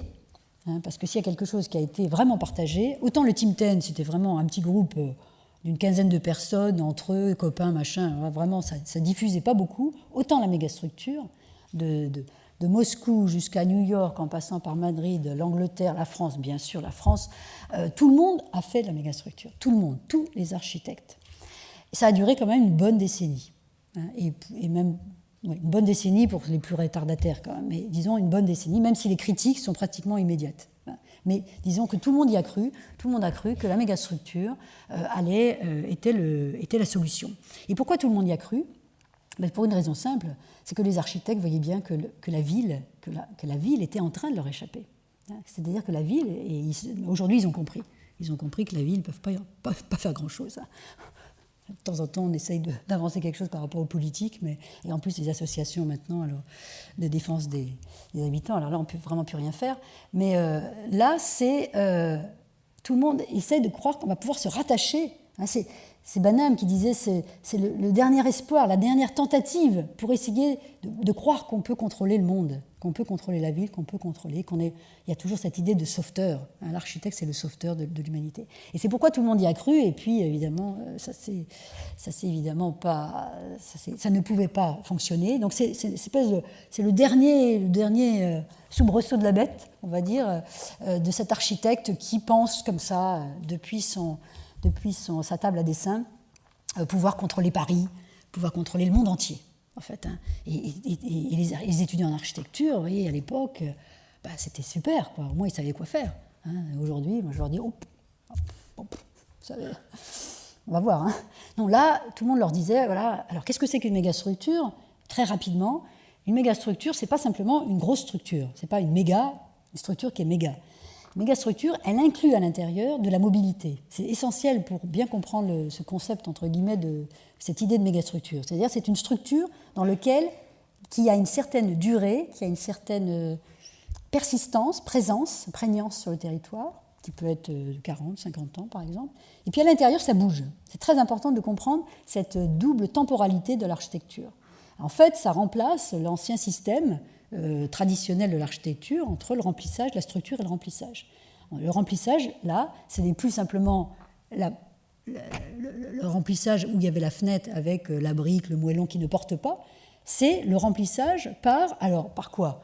Par les habitations, alors ça pourrait être des cabines, des cellules transformables, jetables, renouvelables, déplaçables, ça pourrait être des habitations où tout est en mouvement. Donc la mégastructure, ce qui est intéressant de comprendre, c'est que c'est surtout pas quelque chose de stable, si ce n'est par sa structure quand même. Et la mégastructure, c'est quelque chose donc qui va, et Yona Friedman reste effectivement quelqu'un de très... D'abord parce qu'il a subjugué tout le monde avec ses tout petits dessins de rien du tout. C'est un très bon dessinateur. J'ai appris... D'ailleurs, il a fini par me dire, quand je lui ai demandé comment il avait vécu pendant toutes ces années où il a été oublié, où il a été interdit d'enseigner dans les écoles d'architecture en France, pendant les années 70, 80, 90, Beaubourg a commencé à lui acheter les premiers dessins. Et il m'a dit, en fait, j'ai gagné ma vie en faisant des dessins animés. Tellement il était par son dessin. Il a un dessin extrêmement précis. Quand il vous dessine une vache, c'est une vache avec 4 traits. Il est très fort pour ça. Et je pense que ça vient de là. Il a fasciné le monde entier avec des dessins d'une naïveté époustouflante. Si vous voulez, quand on voit ce qu'il propose pour Paris, la ville spatiale au-dessus du bois de Boulogne, et que tout le monde est tombé en admiration devant ça, et comment tout le monde aujourd'hui retrouve un intérêt absolument fantastique à Yona Friedman. Moi, je n'en reviens toujours pas. C'est-à-dire qu'on voit bien que l'architecte n'a pas compris ce qui lui arrive, n'a pas compris qu'une ville, c'est pas simplement faire un trait au-dessus du fleuve et de dire, voilà, en fait, plus de problème, parce que c'était ça son idée. Vous savez, Yona Friedman, il arrive à IFA, il va écouter les Smithson, il va écouter les Siam, etc. Il dit, oh là là, c'est bien figé tout ça. Et il achète des cartes postales, il est un vrai touriste, il ne parle pas français. Et il achète des cartes postales, et puis, plutôt que d'essayer de raser ou de faire je ne sais pas quoi, il dit, je passe par-dessus. Je gagne du temps, je gagne de l'argent, je ne démolis pas, ça finira bien par pourrir en dessous, et les gens vont monter. C'est tout simple. Et donc, c'est ce qu'il appelle les structures à l'enjambée. Et là où il va être très inventif, mais il ne va pas le savoir tout de suite. Au début, il va faire, comme tout le monde fait du corbune, c'est-à-dire des bars, la cité. Donc au début, ce sont des bars qui enjambent. Et puis, par une maladresse, etc., les bars vont finir par se rapprocher. Et il va inventer, si je peux dire, l'idée très, très intéressante, même si elle a été très, très rarement construite, l'idée d'urbanisme en couche, d'urbanisme en nappe. Et qu'est-ce qu'apporte l'urbanisme en couche et en nappe? Il apporte la disparition du zoning. Dans la mégastructure, vous n'avez pas d'un côté le logement, de l'autre côté le travail, de l'autre côté le divertissement et l'habitation. Tout est mélangé. Vous avez même l'agriculture qui va monter dans la mégastructure chez Johan Friedman, à un moment donné. Dans un moment, parce que parfois il se perd un peu. Là. Il a des moments de folie comme ça, vous allez voir tout à l'heure, je vais vous montrer. Et alors là, vous avez ces dessins, donc très beaux. Voilà Paris. Qu'est-ce que c'est que Paris, malgré tout? Il a quand même tout rasé, là. Il reste, comme toujours, la Tour Eiffel, machin, etc. Après des petites choses, là. Et puis, il est en train de ceinturer Paris, vous voyez, avec ces espèces de dalles qui passent par-dessus. Et on voit ces structures. Alors, on enjambe tout et n'importe quoi. Tout. Alors, vous pouvez traverser la Manche. Vous pouvez, là, c'est à Los Angeles, parce qu'on voyage beaucoup, bien sûr. C'est sans fin, c'est sans discontinu. Donc, vous enjambez. Là, il achète les cartes postales à Paris à la place de la Contrescarpe. Il y a un trou, hop, on s'y met. Il enjambe les Champs-Élysées, il enjambe tout. Et tout le monde trouve ça extraordinaire. Tout le monde pense que c'est possible. Tout le monde pense il y a quelque chose de... Et c'est vrai que c'est extraordinaire en même temps, puisque tout d'un coup, les architectes, une nouvelle fois, alors que les Smithson, alors que les Tim Ten leur avaient dit attention, vous êtes en train de faire de la science-fiction, vous êtes en train d'imaginer un individu qui est irréel, il faut retourner dans les taudis, au Maroc, etc., regarder le concret, photographier, etc. Eux, de nouveau, ils sortent de ce fonctionnalisme anthropologique et timide du Tim Ten pour, de nouveau, s'échapper du réel et proposer de nouveau un monde totalement irréel, inconstructible, je veux dire pas inconstructible constructivement. Constructivement, c'est tout à fait constructible, bien sûr, tout est constructible. À cette époque-là, on dit tout est constructible. Mais c'est inconstructible par rapport au foncier, par rapport à la politique, par rapport au social, par rapport à l'économique. Vous voyez ? Donc l'architecte, de nouveau, quitte le réel, comme il a l'habitude de le faire, hop, et il monte en l'air, parce qu'évidemment, il est déjà dans les nuages, et il va. Mais en même temps, il va proposer, il va installer cette idée que l'on va revoir après, cette idée d'intérieur aménagé. C'est-à-dire que la ville, qui n'est plus en dessous, qui n'est plus fréquentable d'une certaine façon, elle va se retrouver à l'intérieur, au milieu, dans ces espèces de couches, de zones climatisées, où finalement tout est ouvert, qui transforme d'une certaine façon l'urbain en un intérieur aménagé. Alors, il ne dit pas ça à l'époque, mais il parle de meubles quand même. Il parle de mobilier quand il parle de sa ville à l'intérieur. Et on le voit ici, par exemple, très belle image, vous voyez, de ce qui est plein et ce qui est vide. Si vous voulez que la mégastructure bouge, il faut qu'il y ait des vides. Et donc, on a une proportion de construits, vous voyez, par exemple, le taux intéressant, 60%, coefficient 3, donc si vous avez 60% qui est construit ou pas construit, vous allez pouvoir donner la possibilité aux gens de changer, parce que c'est ça l'enjeu. Et donc vous avez cette espèce de grille, si vous voulez, donc il n'y a plus de bâtiments, il n'y a plus de villes, il n'y a plus d'infrastructures, tout est dans un même geste. Dans un même geste, on a l'infrastructure, l'architecture et la ville, tout dans un. 3 dans 1, comme on dit, 3 en 1. C'est 3 en 1. On a tout en même temps. Et à l'intérieur, on descend plus sur Terre, c'est plus la peine. À l'intérieur, ça bouge. Ça bouge parce que... Pourquoi ça bouge? Pourquoi les gens voudraient bouger de logement? Parce que d'abord, on a l'idée que tout le monde a envie de bouger. Bon, on sait que finalement, par exemple en France, les gens ne bougent pas tant que ça. Mais enfin, disons qu'ils y bougent parce que la famille s'est agrandie. Les architectes adorent travailler sur la question de la mobilité parce que, évidemment, ça aiguillonne l'architecture qui est tout sauf mobile. Vous êtes bien... Vous avez compris qu'ici, ça ne bouge pas. Donc l'architecture, c'est stable, c'est ce qui est ancré. Et alors l'architecte, évidemment, il prend ça comme un défi, tout doit bouger. Bon, voilà. Alors là, c'est toute la ville qui bouge, c'est toute l'architecture qui bouge, c'est toute l'infrastructure qui bouge. Et hop, non. Alors il va mettre au point, d'ailleurs, une espèce de... C'était pas d'ailleurs un ordinateur, c'était une machine où vous tapiez vos besoins et puis ça vous donnait des possibilités de vous mettre dans la structure, enfin assez complexe. Mais je n'ai pas le temps de développer ça. Voilà les vues intérieures qui sont assez pauvres, d'ailleurs, chez Friedman. Ça, c'est une vue récente, mais c'est toujours les mêmes, puisqu'il y en a continué à travailler toujours la même, puisqu'il voit qu'en plus, ça a de plus en plus de succès. Maintenant, ça y est, il est exposé en Chine. Enfin bon, de nouveau, évidemment, c'était les Chinois qui ont récupéré ça, les Chinois qui ont dit « Ah bah oui, vous allez construire les ponts ». Enfin, lui, il dit « Non, je suis trop vieux pour construire, mais je vais montrer aux jeunes ce qu'il faut faire ». Et donc, les Chinois, qui ne sont pas bêtes, ils ont bien vu le côté promotionnel qu'ils pouvaient tirer de ça, et donc demandent à Yonah de construire des ponts. Voilà. Il est reparti, donc il a une nouvelle jeunesse, et il refait les mêmes dessins, d'ailleurs, ça ne change pas, toujours les mêmes, c'est reparti. Alors que c'est absurde, d'une certaine façon. Mais c'est absurde dans le réel, mais ce n'est pas inintéressant pour la théorie architecturale et pour l'invention architecturale. C'est ça que je veux différencier. Et donc là, vous voyez ne serait-ce que le petit détail vous voyez la fenêtre, la porte. Hein, on est dans la Casbah déjà. Hein, et on est d'autant plus qu'évidemment, il va faire le concours sous Boumedienne de faire... il voulait raser les quartiers anciens de Tunis et faire les Champs-Élysées. Ça, en général... Champs-Élysées, on n'écoute pas, Las Vegas aussi, il a voulu faire les Champs-Élysées, etc. Et donc lui, il arrive, il dit « Non, non, pas du tout, j'ai la solution, je passe par-dessus, pas de problème. » Hop, il met sa grille et il prend d'une certaine façon, il passe par-dessus et à la limite, on peut même en remettre à l'intérieur, c'est pas de problème. Alors l'image de ça, tout le monde va dire « Ah oui, mais Le Corbusier, il l'a fait avant. Hein, il l'a fait avant. » Alors il a fait avant, oui et non, comme toujours. C'est pourquoi il faut faire l'histoire de l'architecture. Hein. C'est-à-dire que à la fois c'est ça, et en même temps c'est extrêmement différent. Lorsque Le Corbusier fait le plan au but en 1930 à Alger, il ne garde pas la Casbah d'Alger. Il met 2 maisons, et il n'en met que 2 d'ailleurs, dans son espèce effectivement de méga structure. Mais je ne suis pas sûre que ce soit une méga structure dans le sens où je vous l'ai dit, c'est une énorme structure, mais je ne suis pas sûre que Le Corbusier aurait voulu qu'on mette n'importe quelle architecture à l'intérieur de sa bâtisse, de sa grande structure. À l'intérieur, il y a des villas Savoie.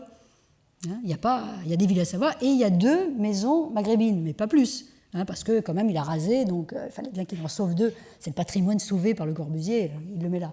Et bien en plus, la différence, c'est qu'à l'intérieur, il y a de l'architecture. C'est l'immeuble villa.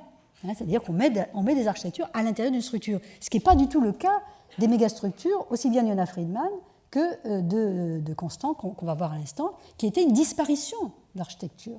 Il y a des meubles, des cloisons, des WC, de l'ambiance, c'est tout. Plus besoin d'architecture. Donc c'est très très différent en fait comme projet, même si ça rebondit sur le même projet. Et alors on arrive justement à Constant Nuvanus. Donc c'est un artiste qui faisait partie de la bande des situationnistes menée par Guy Debord. Donc je vous remets. D'ailleurs, j'ai vu qu'elle est partout, celle-là, elle est même encore en bas, la carte psychogéographique de Paris, de Guy Debord, c'est-à-dire ce que je vous ai dit tout à l'heure par rapport au dessin en parallèle avec les Smithson, que Paris, c'est une découpe psychologique, hein, psychogéographique, c'est-à-dire on a une représentation mentale de Paris, on a notre quartier avec notre boucher machin, on a le quartier latin, etc. Et ces plaques, ici, les flèches montrent comment on passe de l'une à l'autre, et ce sont des plaques mobiles.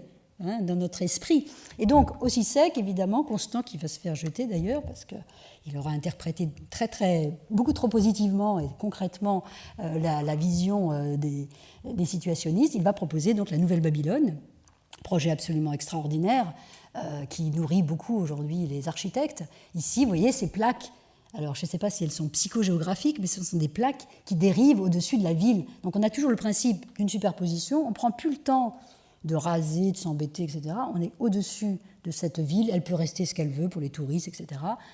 Il y a autre chose qui va se passer, c'est la dérive dans ces plaques où on va habiter une non-architecture, on va habiter constamment en dérive, où on ne fait rien, où on ne travaille pas, il y a des lieux érotiques. Évidemment, l'érotisme arrive dans l'architecture à cette époque-là. Donc on voit ici cette énorme structure qui est une mégastructure parce qu'à l'intérieur, tout est mobile, il n'y a même plus des cellules, puisque tout est en mouvement permanent, avec c'est les magnifiques sculptures qu'il avait faites. Et notamment, cette image tout à fait impressionnante de ce qui se passe à l'intérieur, avec cette représentation par les fils, par exemple les fils rouges qui sont comme des rails. On a l'impression qu'on va être mené par des rails vers... Alors il y a des WC qui se baladent, il y a des meubles, des bouts de chambre. Vous voyez, on est comme dans un espèce de liquide. Vous voyez, de liquide qui transforme la matérialité de la ville et de l'architecture en un milieu tout à fait improbable et tout à fait mobile.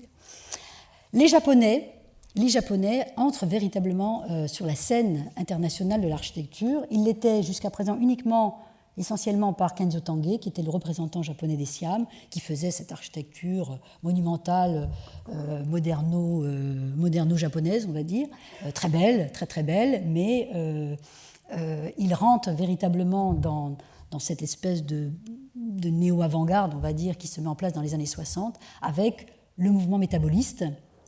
Bon, pas le temps non plus de dire tout ça, donc je vais montrer simplement 2 architectes, Arata Isesaki, qui est encore vivant, et Kisho Kurokawa, par contre qui est décédé.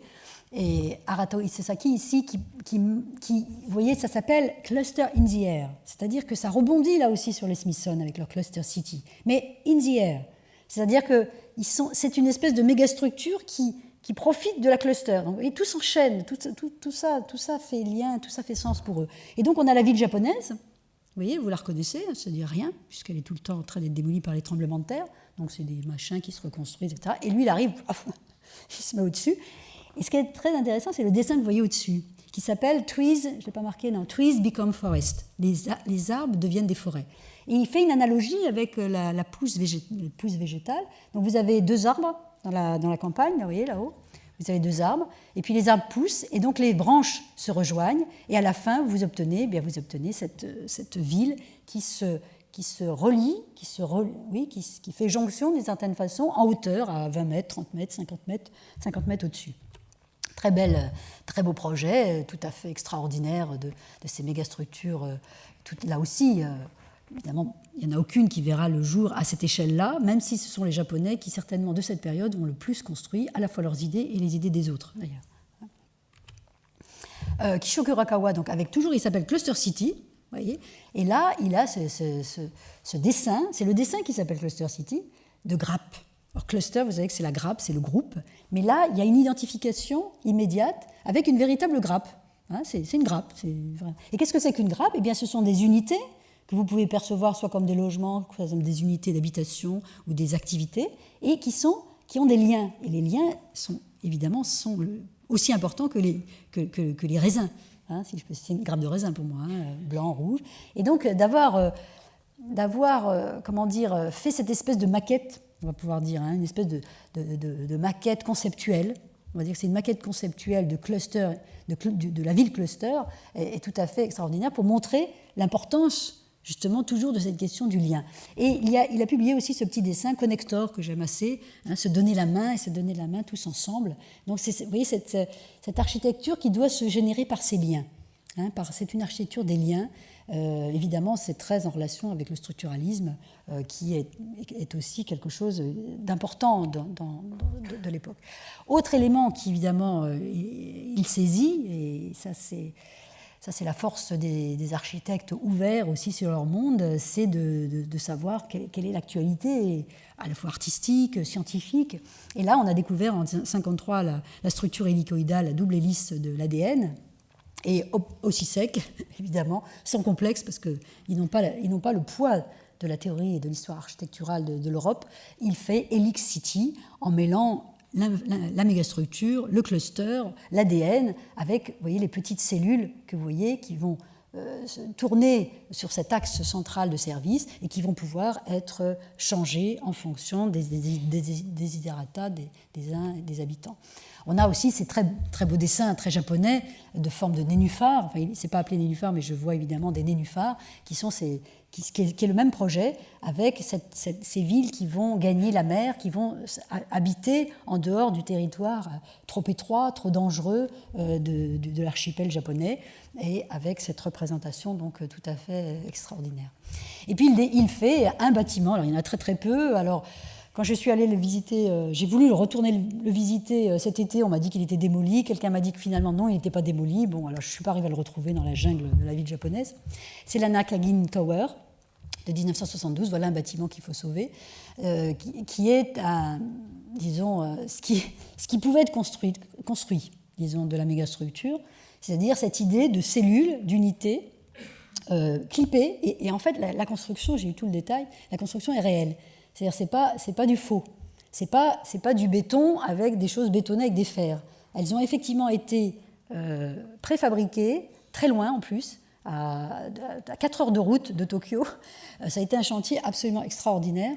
Il fallait tous les jours les amener parce que comme le terrain, vous voyez, c'est le terrain actuel, il est juste à côté d'une autoroute urbaine, il n'y a pas de place pour stocker les cellules. Tous les jours, il fallait qu'ils amènent les cellules, et donc ils les ont montées au fur et à mesure. Enfin, rien que ça, c'est une épopée absolument extraordinaire. Et c'était fait, en fait, c'est un hôtel pour hommes d'affaires, pardon. Un hôtel pour hommes d'affaires qui ensuite s'est transformé en appartement pour célibataires. C'est très, très japonais de faire ce genre de choses. Il n'y avait pas encore les jeunes femmes de Tokyo, de Toyo Ito. C'est Toyo Ito qui a introduit les jeunes femmes. Là, on est encore dans un milieu très, très masculin.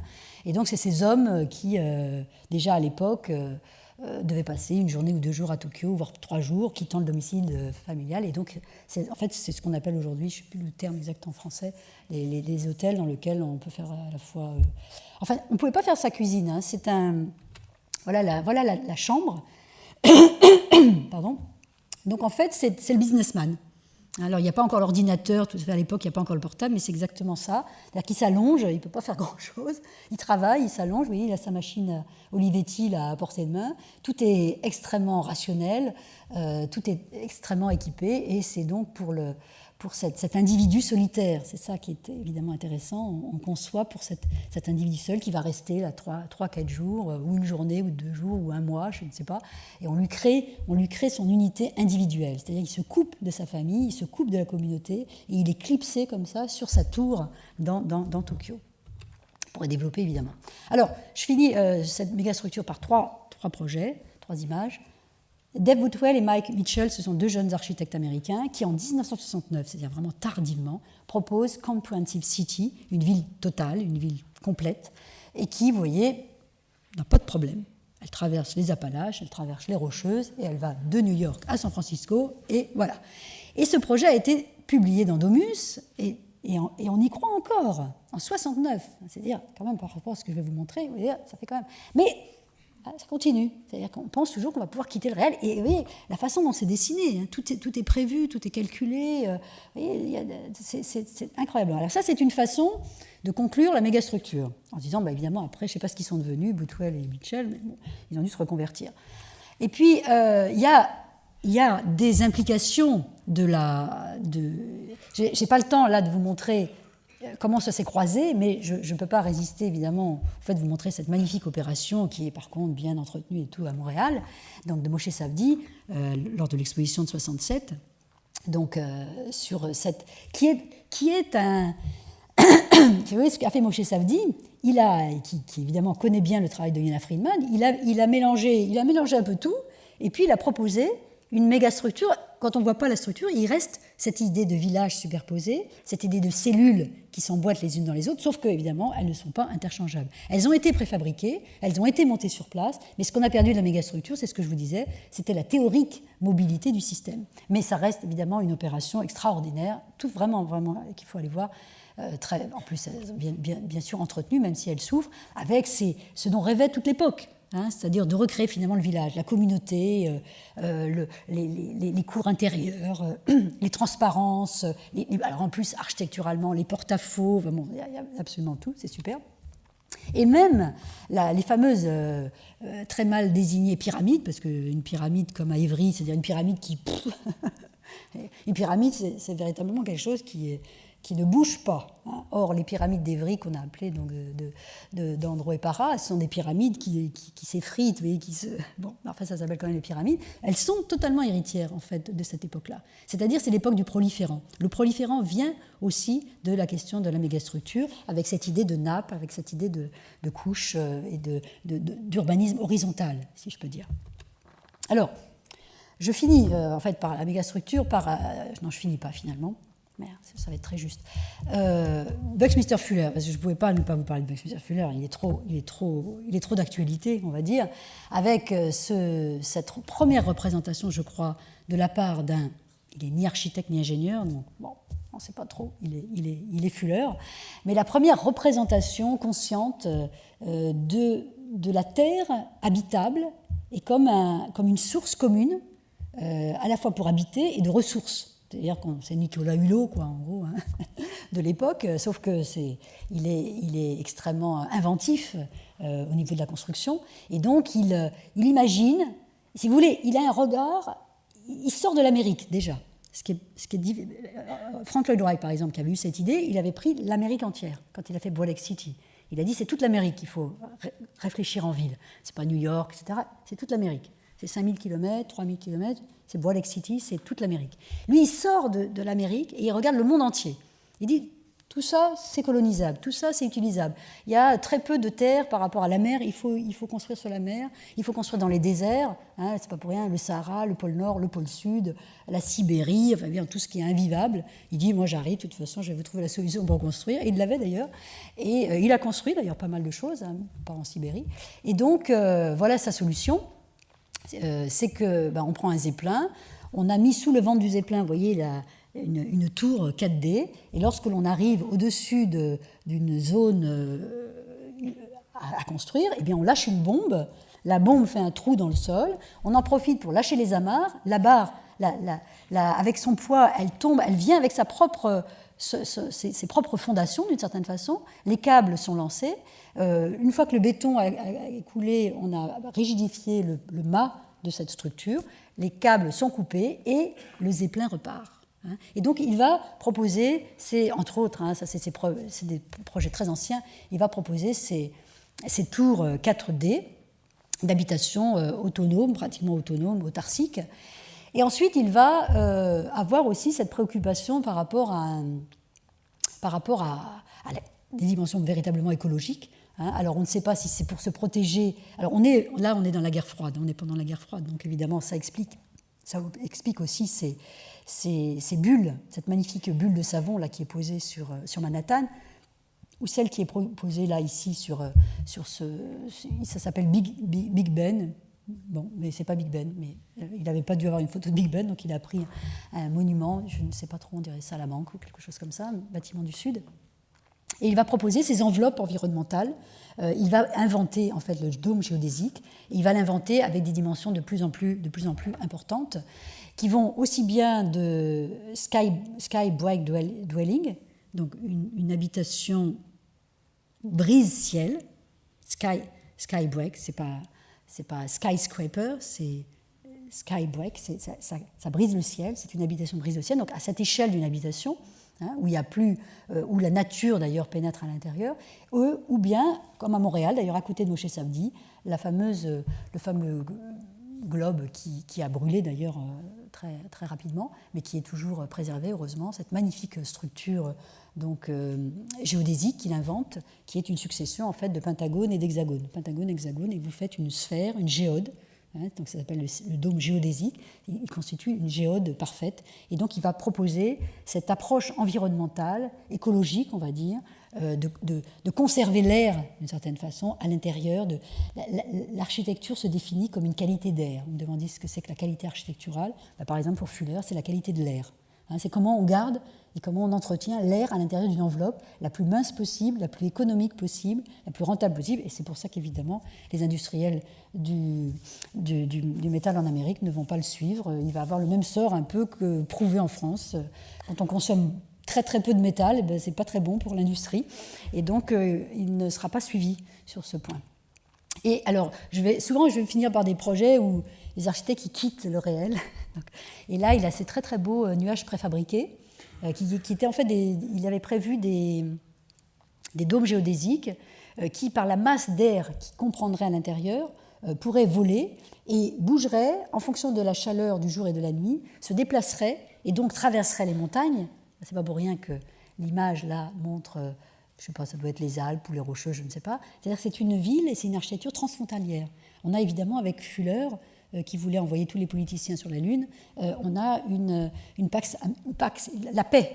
On a une architecture transfrontalière, on a une architecture, une ville et un urbanisme et un monde, évidemment, où il n'y a plus de guerre, où il y a la paix, et on a ces villes qui les symbolisent, qui dansent comme ça dans le ciel en fonction du jour et de la nuit, et qui emportent avec elles toutes les civilisations. Très beau projet, Fuller. Alors, je finis par deux dessins. La vision négative, pessimiste, réaliste d'Arata Isozaki, qui propose en 1968 les ruines de nouveau d'Hiroshima, avec cette photo donc d'Hiroshima après la guerre. Et ce qui est terrible, c'est qu'il montre l'architecture ruinée. C'est-à-dire que ce n'est pas un projet constructif, c'est un projet de la ruine future, soit de son propre bâtiment, soit d'un bâtiment futur. C'est-à-dire que c'est terrible d'avoir proposé ça en 68. Vous savez, c'est montré bien dans l'exposition, il y a le film avec Giancarlo De Carlo qui organisait la Triennale de Milan de 68. La Triennale qui a été arrêtée parce qu'ils toujours faisaient la grève, etc.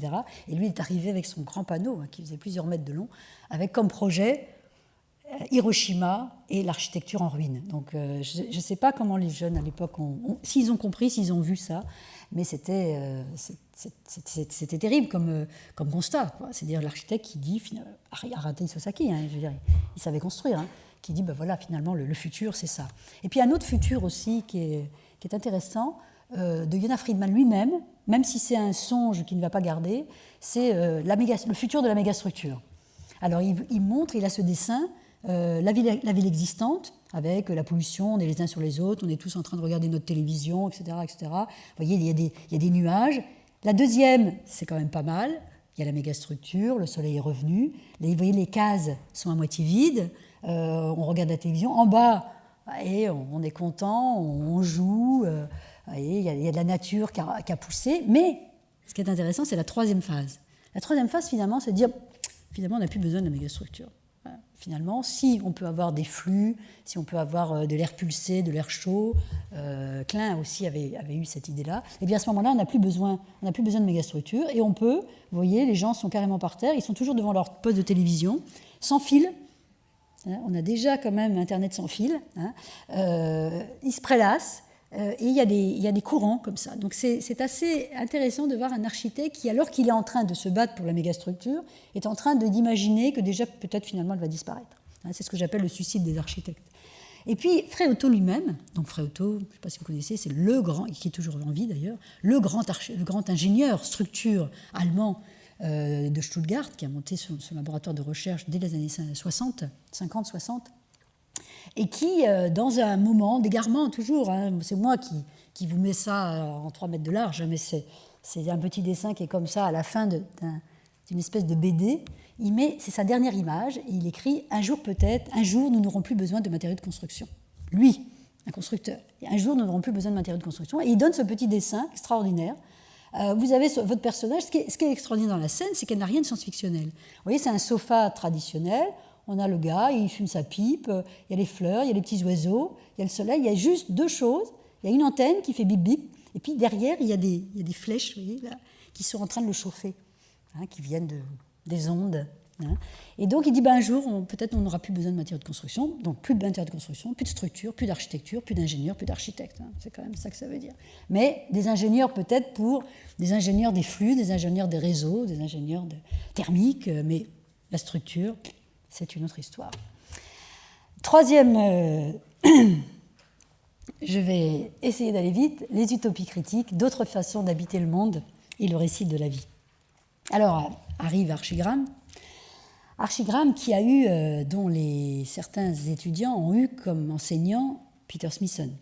Donc tout ça se tient. Il n'y a pas d'invention pure en architecture. Tout le monde réagit et rebondit sur ce qu'a fait l'autre. Mais Archigram, c'est évidemment une inventivité là aussi extraordinaire. C'est la saisie par la jeunesse. C'est l'idée de la jeunesse, en fait, qui arrive. Aujourd'hui, ça paraît banal de dire la jeunesse, mais la jeunesse n'existe pas dans les théories architecturales, n'existe pas dans les revues. Tout le monde a son nœud pape et tout le monde est un peu vieux, en fait. Tout le monde est en noir et blanc, déjà. Ils sont tous un peu un enterrement. C'est les maîtres, c'est les architectes responsables. Vous savez, les architectes, quand ils parlent de la responsabilité de l'architecture, je crois qu'il y a la MAF qui a financé ce colloque. C'est pas rien, la responsabilité de l'architecture. Et là, donc responsable, mais en même temps, ils traînent quand même parfois des casseroles importantes. Alors la responsabilité, ces jeunes-là, ils disent ouais, nous on est jeunes, et donc pour moi, ils incarnent l'arrivée dans l'architecture de l'idée de jeunesse, avec évidemment portée par l'Amérique. Tous les gens que je vais vous montrer, ils ont une référence à l'Amérique. Qu'ils soient communistes, marxistes, léninistes, tout ce que vous voulez, c'est l'Amérique qui est la référence. L'Amérique de la consommation, l'Amérique d'Elvis Presley, l'Amérique de la musique, l'Amérique de la mobilité, l'Amérique de la voiture, l'Amérique des freeways, l'Amérique de la pop musique, de tout ce que vous voulez, mais c'est l'Amérique, elle est tout le temps présente. Et l'Amérique aussi, évidemment, de la NASA, hein, pour Archigram. Et là, on a les BD, les cartoons, les BD qui viennent de l'Amérique. Hein, il y a un très très beau texte de Rainer Banham qui explique dans sa jeunesse qu'il recevait tous les surplus de l'armée américaine, tous les surplus de l'Amérique. L'Angleterre était tellement pauvre, et elle était tellement dépendante de l'Amérique, qu'elle recevait toute la culture américaine comme la seule culture qu'ils avaient. Ils regardaient des films de série B, ils racontent ça d'une manière extraordinaire, et on voit comment pourquoi l'Angleterre est si proche de l'Amérique, hein, c'est très puissant. Et donc on a les BD, et ils introduisent le monde de la bande dessinée, le monde de la science-fiction, véritablement dans l'architecture. C'est-à-dire qu'ils ont remplacé le discours de l'architecte sérieux, responsable, doctrinaire, etc., par le roman de la BD. Donc on le voit ici par le fameux numéro 4, Pop Up into a New World, qui était un numéro, qui était un petit numéro comme ça, et quand vous l'ouvriez, hop, les tours, vous sautez à la figure. Vous savez, comme les dessins, comme les livres des enfants, là, hop. Et donc, quand c'est Rainer Banham qui a emmené ça à New York, quand il a montré ça à Peter Blake, les guidoniens de service, ils ont dit mais c'est horrible, qu'est-ce que c'est que ça? C'est pas de l'architecture. Ça, vous savez, quand on commence à dire c'est pas de l'architecture, c'est que ça sent l'architecture. Alors c'est pas de l'architecture, c'est qui? C'est pas des architectes. Alors, tout ce que je vais vous montrer, ce sont des architectes diplômés des plus grandes écoles et les plus brillants de leur génération. Donc il ne faut pas dire que ce n'est pas de l'architecture, il ne faut pas dire que ce n'est pas des architectes. Ce sont des architectes et qui sont dans un moment où ils peuvent se permettre, parce qu'ils le veulent, parce qu'ils sont extrêmement doués aussi, à la fois d'un point de vue iconographique, ils sont extrêmement inventifs. C'est aussi ces incroyables années 60, où il n'y a pas de chômage, où il n'y a pas de crise de pétrole, où on a l'impression qu'on bientôt n'aura plus besoin de travailler, qui leur permet pendant quelques années, ça ne va pas durer longtemps, mais qui leur permet quand même pendant quelques années de produire cette architecture. Alors, ce que je vous propose pour Archigram, pour aller très vite, parce qu'Archigram, ce qui est intéressant dans l'Archigram, c'est de voir leur évolution. Généralement, on retient d'Archigram la mégastructure, revue par eux, c'est-à-dire Beaubourg, hein, tout le monde a dit, ça ressemble à Beaubourg, ça c'est donc Plugging City, la ville qui se branche. Ce qui est intéressant, c'est de voir qu'en moins de 10 ans, ce qui est déjà beaucoup d'ailleurs pour l'époque, en moins de 10 ans, disons de 60, ça date de 62, disons entre 62 et 69, ils vont complètement évoluer et passer de ça à son contraire. Donc ici, on a Plugging City, je n'ai pas le temps trop de développer, juste retenir cette image avec le détail que vous voyez en haut, où vous voyez avec la grue, la fameuse grue qu'on voyait chez les Smithsonian, qu'on a vu chez les Japonais, qui apporte les fameux éléments déplaçables. Elle dépose un petit paquet, vous voyez, hop, un petit paquet là, et ça s'appelle mouth. C'est-à-dire que la bouche, il y a une structure qui a une bouche. Et pourquoi elle a une bouche? C'est que la structure à 45 degrés que vous voyez, elle porte le bâtiment, mais en même temps, elle transporte les biens de consommation. Pas simplement les ascenseurs, parce que ça sera encore aussi quelque chose qu'on verra, mais elle transporte carrément les biens, et vous les voyez descendre, et hop, ils arrivent dans des stocks réservoirs, dans des shops, aux Orgood, etc. C'est-à-dire qu'on a une ville qui est entièrement parcourue par effectivement la mobilité et par les services elles-mêmes qu'elle crée, qu'elle engendre.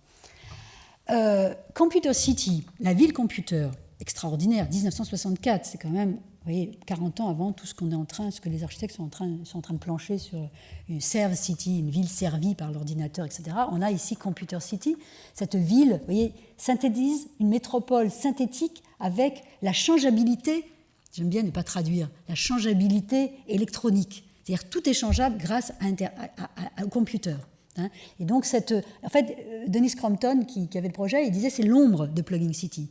C'est-à-dire le Plugging City qui est avant, vous ne pouvez pas le faire fonctionner en dessous, si avec, vous n'avez pas un système informatique pour gérer cette complexité du changement. Et ça c'était génial d'avoir vu ça.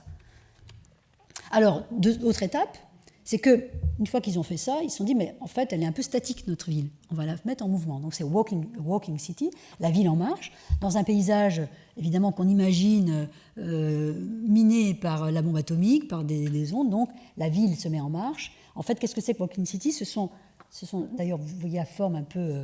c'est là où ils ont dit, c'est la première fois qu'on emploie le mot dystopie. C'est horrible. C'est des architectes qui produisent des choses catastrophiques. Enfin, c'est effrayant.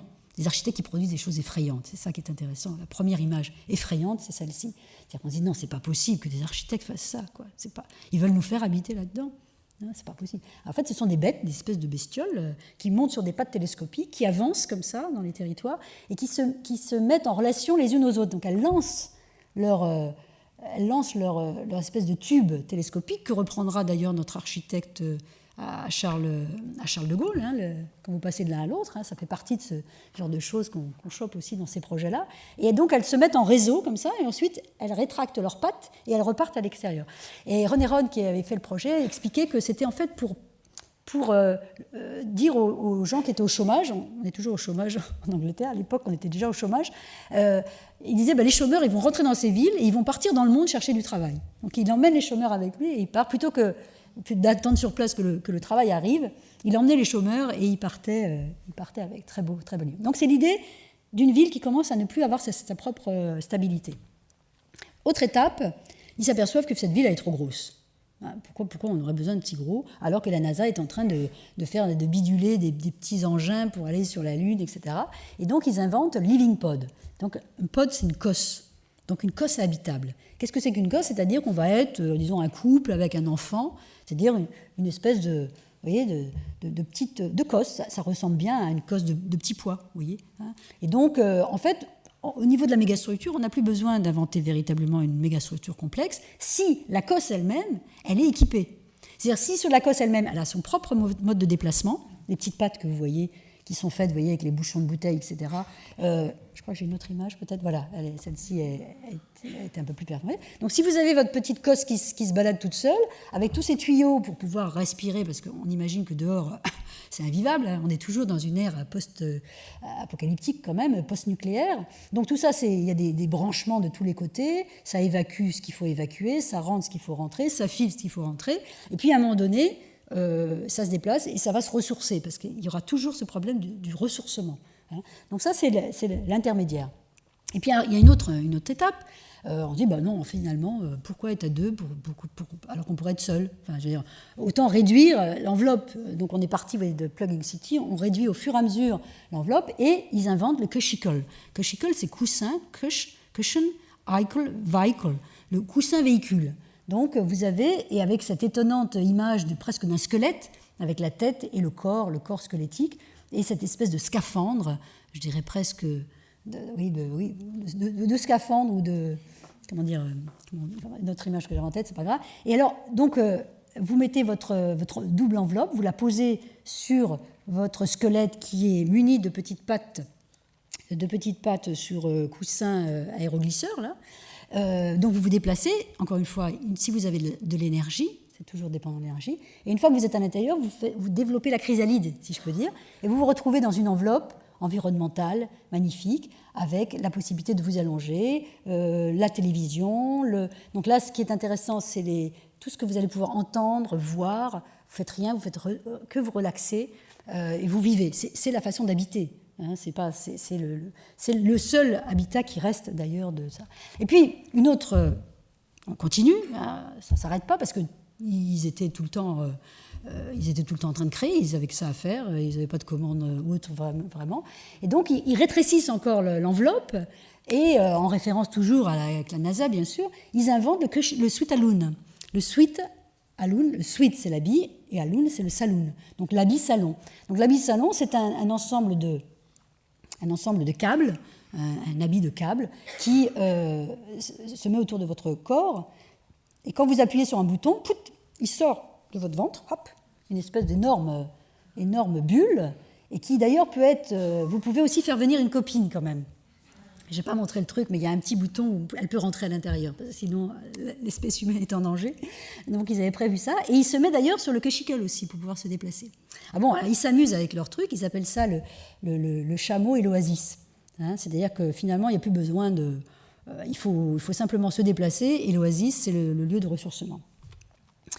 Et alors, avant de continuer rapidement sur... je vais pas finir. Je voulais... Ou alors je saute ça, je ne sais pas. Sur Hanso Line. Non, je ne sais pas si je vais avoir le temps de montrer ça. Je vous montre rapidement les images pour vous montrer l'importance que prennent les sens. Les yeux, le nez, la bouche, les oreilles deviennent les sens que l'on a oubliés. Là, on a fait la ville, l'esthétique, l'architecture, etc. Mais quoi de ce qu'on ressent? Et donc, si, d'une certaine façon, tout le projet d'architecture va se concentrer sur la tête.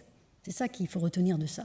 Hein. C'est-à-dire, la TV Helmet de Walter Pichler, qui en l'occurrence est un artiste, mais très proche d'Hans Hollein, va faire ce salon de télévision. Donc, pas besoin de faire un salon, ça suffit.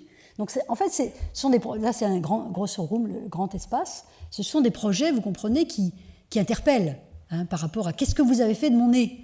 C'est pour ça que je reviens quand même en arrière. Qu'est-ce que vous avez fait de ma bouche? Qu'est-ce que vous avez fait de mon nez? Qu'est-ce que vous avez fait de mes oreilles? La ville des sens, hein, c'est-à-dire engendrer ça. Donc, mon livre, j'avais pris cette image pour mon livre parce qu'elle est évidemment extraordinaire, cet homme noir qui porte sur sa tête ce fly head, qui est toute l'architecture, hein, tout le projet d'architecture se trouve là. Et voilà ici les trois d'Osreco, Klaus Pinter, Günther Zamp et Lois Otter, avec les trois casques qui se substituent à toute autre architecture. Bon, Kopimmelblau, Oasis, je ne vais pas développer. Si ça, quand même, il faut dire un mot de Hans Hollein, comme fin. Quand Hans Hollein, donc un architecte important, dessine ça, il a fini. Il ne peut pas aller plus loin que la pilule architecturale. Une fois que vous avez pris la pilule architecturale et que vous réglez tous les problèmes, hein, le confort, tout, la chaleur, qu'est-ce que c'est que l'architecture? C'est quand même, il avait dit l'architecture, c'est conserver la chaleur du corps humain. Après tout, c'est une belle définition, conserver la chaleur. Une fois que vous avez pris votre pilule et qui vous permet de faire ça, vous n'avez plus besoin d'architecture. Une fois qu'il avait fait ça, ben, c'était terminé. Pareil pour le Svoboder, le spray, vous rentrez dans l'espace, hop, vous mettez, il avait même dessiné plus précisément, j'ai pas le temps, hop, vous mettez un peu pchit, pchit, pchit, ça y est, vous avez vos meubles, tout est fait. Bon, bah, évidemment, après, il a arrêté, il est retourné à l'architecture. Encore une fois, il ne faut pas voir ça comme des fins, c'est des gens qui réfléchissent à ce que c'est que l'architecture, à quoi sert l'architecture. Et là, l'architecture, elle essaye de penser le monde, elle essaie de penser la société de l'époque.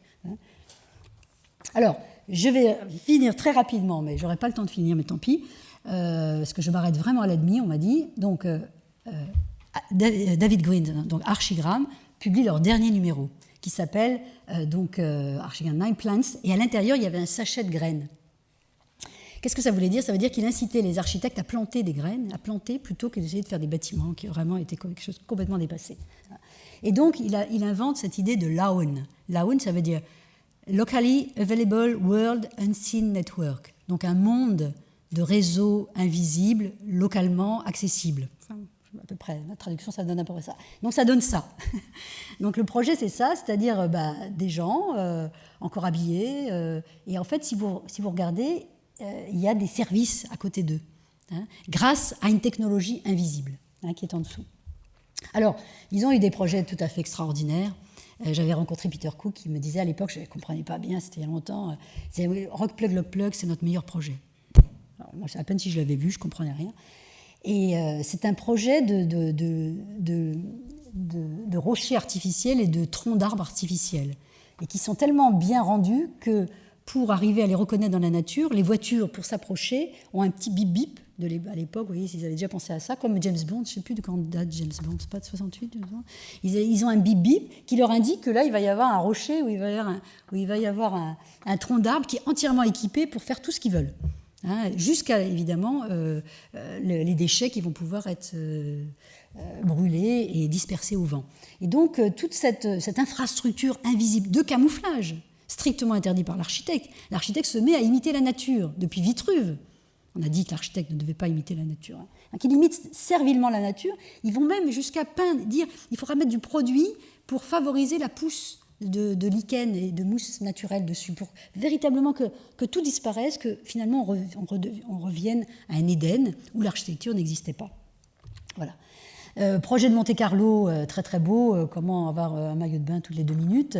Ils vont participer à ce concours qu'ils vont gagner, et malheureusement qu'ils ne vont pas construire. Ils vont gagner, et ils ont cru mettre la première pierre, et la municipalité de Monaco, évidemment, a eu peur. Elle a eu peur de quoi, à mon avis? Mon hypothèse, c'est qu'elle a eu peur de ne pas avoir d'architecture, de dépenser des millions dans un projet qui allait ne pas se voir, puisque c'est quand même ça qu'avait rendu Archigram. C'est-à-dire, vous ne voyez pas le projet. Parce que le projet, c'est cette espèce de chose que vous voyez là, qui est la plage, et tout est en dessous. Et à mon avis, ils se sont dit, mais on est en train de faire une folie, ils sont fous, c'est les membres du jury. Dans le jury, il y avait Overup. Alors Overup, c'était l'ingénieur, vous voyez, c'était l'équivalent du prouvé anglais. Alors, ils avaient gagné parce qu'il y avait Overup, et après ils ont dit, non, on laisse tomber, c'est pas possible. Dommage. Et voilà ce que ça donnait le projet. Alors évidemment, bon, je n'ai pas le temps de rentrer dans les détails, mais vous voyez, l'architecture, c'est ça. C'est-à-dire, tous les 3,50 m, il y avait des petits trous, et puis sortait de la coque qui était prévue en dessous, c'était extrêmement sophistiqué, tout était dessiné dans le détail, c'était vraiment complètement faisable. Hop, sortaient des petites choses, là, et un peu à la science-fiction, là, et puis dedans, si vous mettiez la carte bancaire, bien sûr, vous aviez de l'eau, de la musique, vous pouviez sortir des choses qui se gonflaient, enfin, tout ce que vous voulez. Et surtout le soir, quand les gens partaient, ça redevenait naturel. Donc de nouveau, la plage redevenait libre de toute pollution architecturale. Quand même une belle solution. Celle-là aussi, je l'aime beaucoup, le pêcheur qui, au lieu de s'ennuyer à attendre le poisson, dans la campagne, comme ça, hop, il doit certainement y avoir une prise quelque part, on ne sait où, tout le territoire est câblé, il y a une espèce d'infrastructure invisible qui lui permet de suivre le match de baseball. Là aussi, bon, je ne vais pas développer là-dessus. Bon, eh ben, c'est une autre époque. Là, on passe du côté italien, et on passe d'un univers encore positif, 2000+, le numéro de 67 d'Architectural Design, par John McHale, qui a encore cette positivité dans le futur, à cette image tout à fait incroyable, photographiée en 71 dans la revue Casabella, dont les Italiens vont avoir une vision extrêmement négative. C'est-à-dire qu'ils vont, c'est difficile de le dire rapidement, ils vont prendre la question de l'utopie, ils vont en faire une véritable critique. Et ils vont dire, oui, effectivement, plutôt que de dire que tous les architectes ne veulent pas faire de l'utopie alors qu'ils en font, eh bien nous, on va faire de l'utopie, mais on va faire une utopie critique. Et donc, cette utopie, du coup, elle va être négative. Et donc, ils vont faire des scénarios, et ça, c'est véritablement quelque chose de totalement nouveau dans l'histoire de l'architecture, d'avoir des architectes qui, volontairement, vont vouloir faire le mal de l'humanité. Ils vont véritablement faire une architecture qui fait mal. Donc ça, c'est long à expliquer, mais donc, cette image, par exemple, dans Casabella, montre bien qu'on n'est pas du tout dans le même registre de... Là, il s'était fait Archizoom, donc s'était fait appeler les terroristes, et par un journal de l'époque, en 68, vous savez, ils avaient revêtu les habits des fascistes même. Alors bon, je ne développerai pas, c'est très compliqué de développer tout ça, mais c'est l'utopie de la qualité, dont je parlais tout à l'heure. Donc ils mettent en parallèle... Ça, c'est un dessin d'Hans Solheim, le pénis, et ça, c'est un dessin d'Archizoom que je mets en parallèle, parce que dans les deux cas, il y a cette même critique d'un architecte qui pense au design. L'architecture en tant que design, c'est-à-dire on est en plein dedans, complètement, avec nos architectes stylistes partout. Et c'est ce qu'ils avaient bien perçu dans ce gratte-ciel Pirelli de Milan en 1958, où c'est Branzi qui disait c'est le premier gratte-ciel à l'échelle, c'est le premier design à l'échelle de l'architecture, ou l'architecture à l'échelle du design. C'est-à-dire que c'est un bâtiment qui est entièrement designé dans le sens de l'objet, et où la question de la représentation de l'architecture et toute la culture architecturale sur la représentation d'une façade, par exemple, a disparu. On a un objet, on a comme un briquet, si vous voulez. C'est avant Stark. Vous voyez, ils ont fait en 1958 ce bâtiment. Et donc, c'est une analyse très, très, très percutante. Et donc, ils vont générer à partir de ça des utopies de la qualité que vous voyez sur la droite. Et alors, ils vont opposer ces utopies de la qualité, c'est-à-dire ces architectes qui passent du temps à essayer de profiler, à designer, une utopie de la quantité. La qualité de la quantité. Voilà. C'est-à-dire que ce qu'il faudrait au logement, par exemple, c'est des mètres carrés. C'est ce que reprendra Nouvelle. Si vous mettez 25%, 30%, 40% de plus de surface au HLM, ça devient du luxe, ça devient de la qualité. Voilà une qualité architecturale, c'est de mettre de la surface. C'est-à-dire contre l'espace minimum décrété par le mouvement moderne. Donc, complexe à exposer ça. Donc voilà cette ville qui va être entièrement souterraine, qui s'appelle No Stop City, une ville qui ne s'arrête pas, qui va se répandre entièrement sur le territoire, qui est en profondeur, qui est de ces très beaux dessins, par exemple, vous voyez, c'est fait sur une image des montagnes américaines, qui va occuper les plaines jusqu'à ce qu'elle rencontre les montagnes. Et à l'intérieur, vous avez deux scénarios possibles. Soit vous êtes dans la concentration maximale, et vous ne pouvez accéder à votre logement que par un ascenseur qui traverse entièrement l'épaisseur de la ville et qui vous emmène uniquement sur le niveau supérieur. Donc c'est ce que vous voyez là. C'est-à-dire qu'en fait, dans ces cellules, vous voyez que tout est normal, sauf qu'il y a un problème, c'est qu'il n'y a pas de fenêtre. Mais tout est normal. Ils n'ont pas essayé d'inventer des meubles, des machins. Non, tout est normal. Il y a la porte, la fenêtre, le frigidaire, le machin. Mais il n'y a qu'un problème, c'est qu'il n'y a pas de fenêtre. Bon, donc c'est comme ça. Là non plus, il n'y a pas de fenêtre. Et là, vous êtes dans un plan libre total, où tout se met à bouger. Et vous retrouvez ce qu'on voyait déjà un peu chez ce que j'avais tiré un peu vers l'interprétation, mais enfin, je trouvais qu'elle était dans l'image de Constante tout à l'heure. Vous avez vos meubles qui se baladent, vous avez les ascenseurs sont les seules choses fixes, et puis vous avez les WC qui vont devenir finalement la seule chose importante.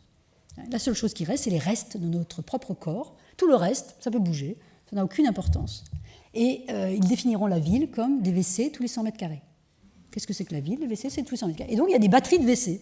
Des batteries de WC comme ça qui vont générer la ville entière. Et voilà ce que ça devient. C'est-à-dire que tout est mélangé, la nature, la culture, la nature, l'artificiel, le bois, le métal, le tissu. Et il y a une espèce de campement généralisé à l'échelle de tout le territoire. Mais évidemment, j'en parle trop vite parce que, à côté de cette vision négative, il y a aussi quelque chose de positif, c'est le positif du négatif, c'est toute la qualité, tout ce qui n'est pas mis dans le design est mis dans la qualité de l'ambiance, est mis dans la qualité, dans le confort de l'espace où vous allez habiter. Évidemment, arrive la nudité, puisque, comme je vous l'ai dit, comme l'avait dit un rhéteur du XVIe siècle, si le paradis existait encore, l'architecture ne nous serait point nécessaire. Donc l'architecture, elle est venue avec le mal. C'est pour ça que je dis que grâce à la femme, il y a l'architecture. Elle a mangé la pomme et l'architecture, on a eu besoin d'architecture parce que les maux sont arrivés, le froid, la pluie et tout le reste. Et donc on a eu besoin d'architecture. Sans la pomme, sans Ève, il n'y aurait pas besoin d'architecture. Ça me plaît bien comme idée. Et donc, dès que vous faites un univers où il n'y a plus de contraintes, vous vous retrouvez nu. Parce que l'architecture a toujours ce rapport avec le corps, avec le fait de protéger. C'est pour ça que cette définition que donnait Höllein est très intéressante. Donc on est nu. Je n'aurai pas le temps de vous développer Superstudio, qui va lui développer aussi des fictions par rapport à un monument vous voyez, qui pose problème. Ce monument, c'est qu'au lieu de faire pont, il enjambe. Donc tout est de travers avec le monument continu. On voyait par exemple par rapport à ces trois étapes. Ici, vous avez Paul Mémon, notre mégastructuraliste, qui est décédé d'ailleurs il n'y a pas très longtemps, qui avait fait un projet très intéressant de Paris sous la Seine, un projet sûr, sérieux, avec réalisation, tout ça, ça fonctionnait bien. Les Autrichiens, déjà plus complexes, et qu'on voit qu'on commence à souffrir à l'intérieur, on ne sait même pas si on a le droit d'y habiter. Tant qu'aux Italiens avec Canyon, le monument continu de Canyon de Superstudio, on est dans une fiction, on est dans une narration, on voit que le projet d'architecture est en train de changer complètement de statut. Il n'est plus en train de nous raconter la fonction, il est en train de nous proposer véritablement une image, une histoire, une véritable histoire. Cette histoire, par exemple, quand le monument continu arrive à New York, eh bien, il occupe la ville, il se répand. Il occupe 20, 50, 70, 90%, éventuellement il garde quelques gratte-ciel historiques dans le centre, et il commence à se liquéfier, ce monument. Vous voyez, c'est-à-dire qu'il perd lui-même une certaine matérialité, et ils vont passer du tridimensionnel à la bidimensionnalité, c'est-à-dire la fin de l'architecture. Ici, c'est ce qu'ils appellent dans le marécage, où on voit cette très très belle image, avec, c'est une scène indienne, avec ces gens qui regardent en dessous, ils regardent l'architecture. Oh, qu'est-ce qu'elle est devenue? Elle a disparu, elle est sous les eaux. Elle est très, très, très poétique. Et voilà, ils arrivent avec la super surface, donc une super surface, c'est-à-dire qu'on n'a plus besoin de la tridimensionnalité. Si la surface, donc c'est pour ça, ça rejoint Archigramme, si la surface est entièrement équipée, branchée, avec des prises, etc., eh bien vous allez pouvoir vous déplacer et vivre absolument librement. Donc on voit ces scènes autour de la prise, c'est ça qui est drôle. Et, du coup, il y a encore une petite communauté autour de la prise qui va vous donner tous les services. Vous pouvez la parcourir absolument tranquillement, sans plus aucune contrainte. Et bien sûr, je finis par celle qui aujourd'hui est assez célèbre, où on est nu, bien sûr, avec cette possibilité d'habiter sans plus aucune contrainte, et notamment la fameuse contrainte de l'architecture qui a pesé sur cette génération des années 60 très très lourdement. Évidemment, après ça, de nouveau, eh bien, il faut retourner à l'architecture. Voilà.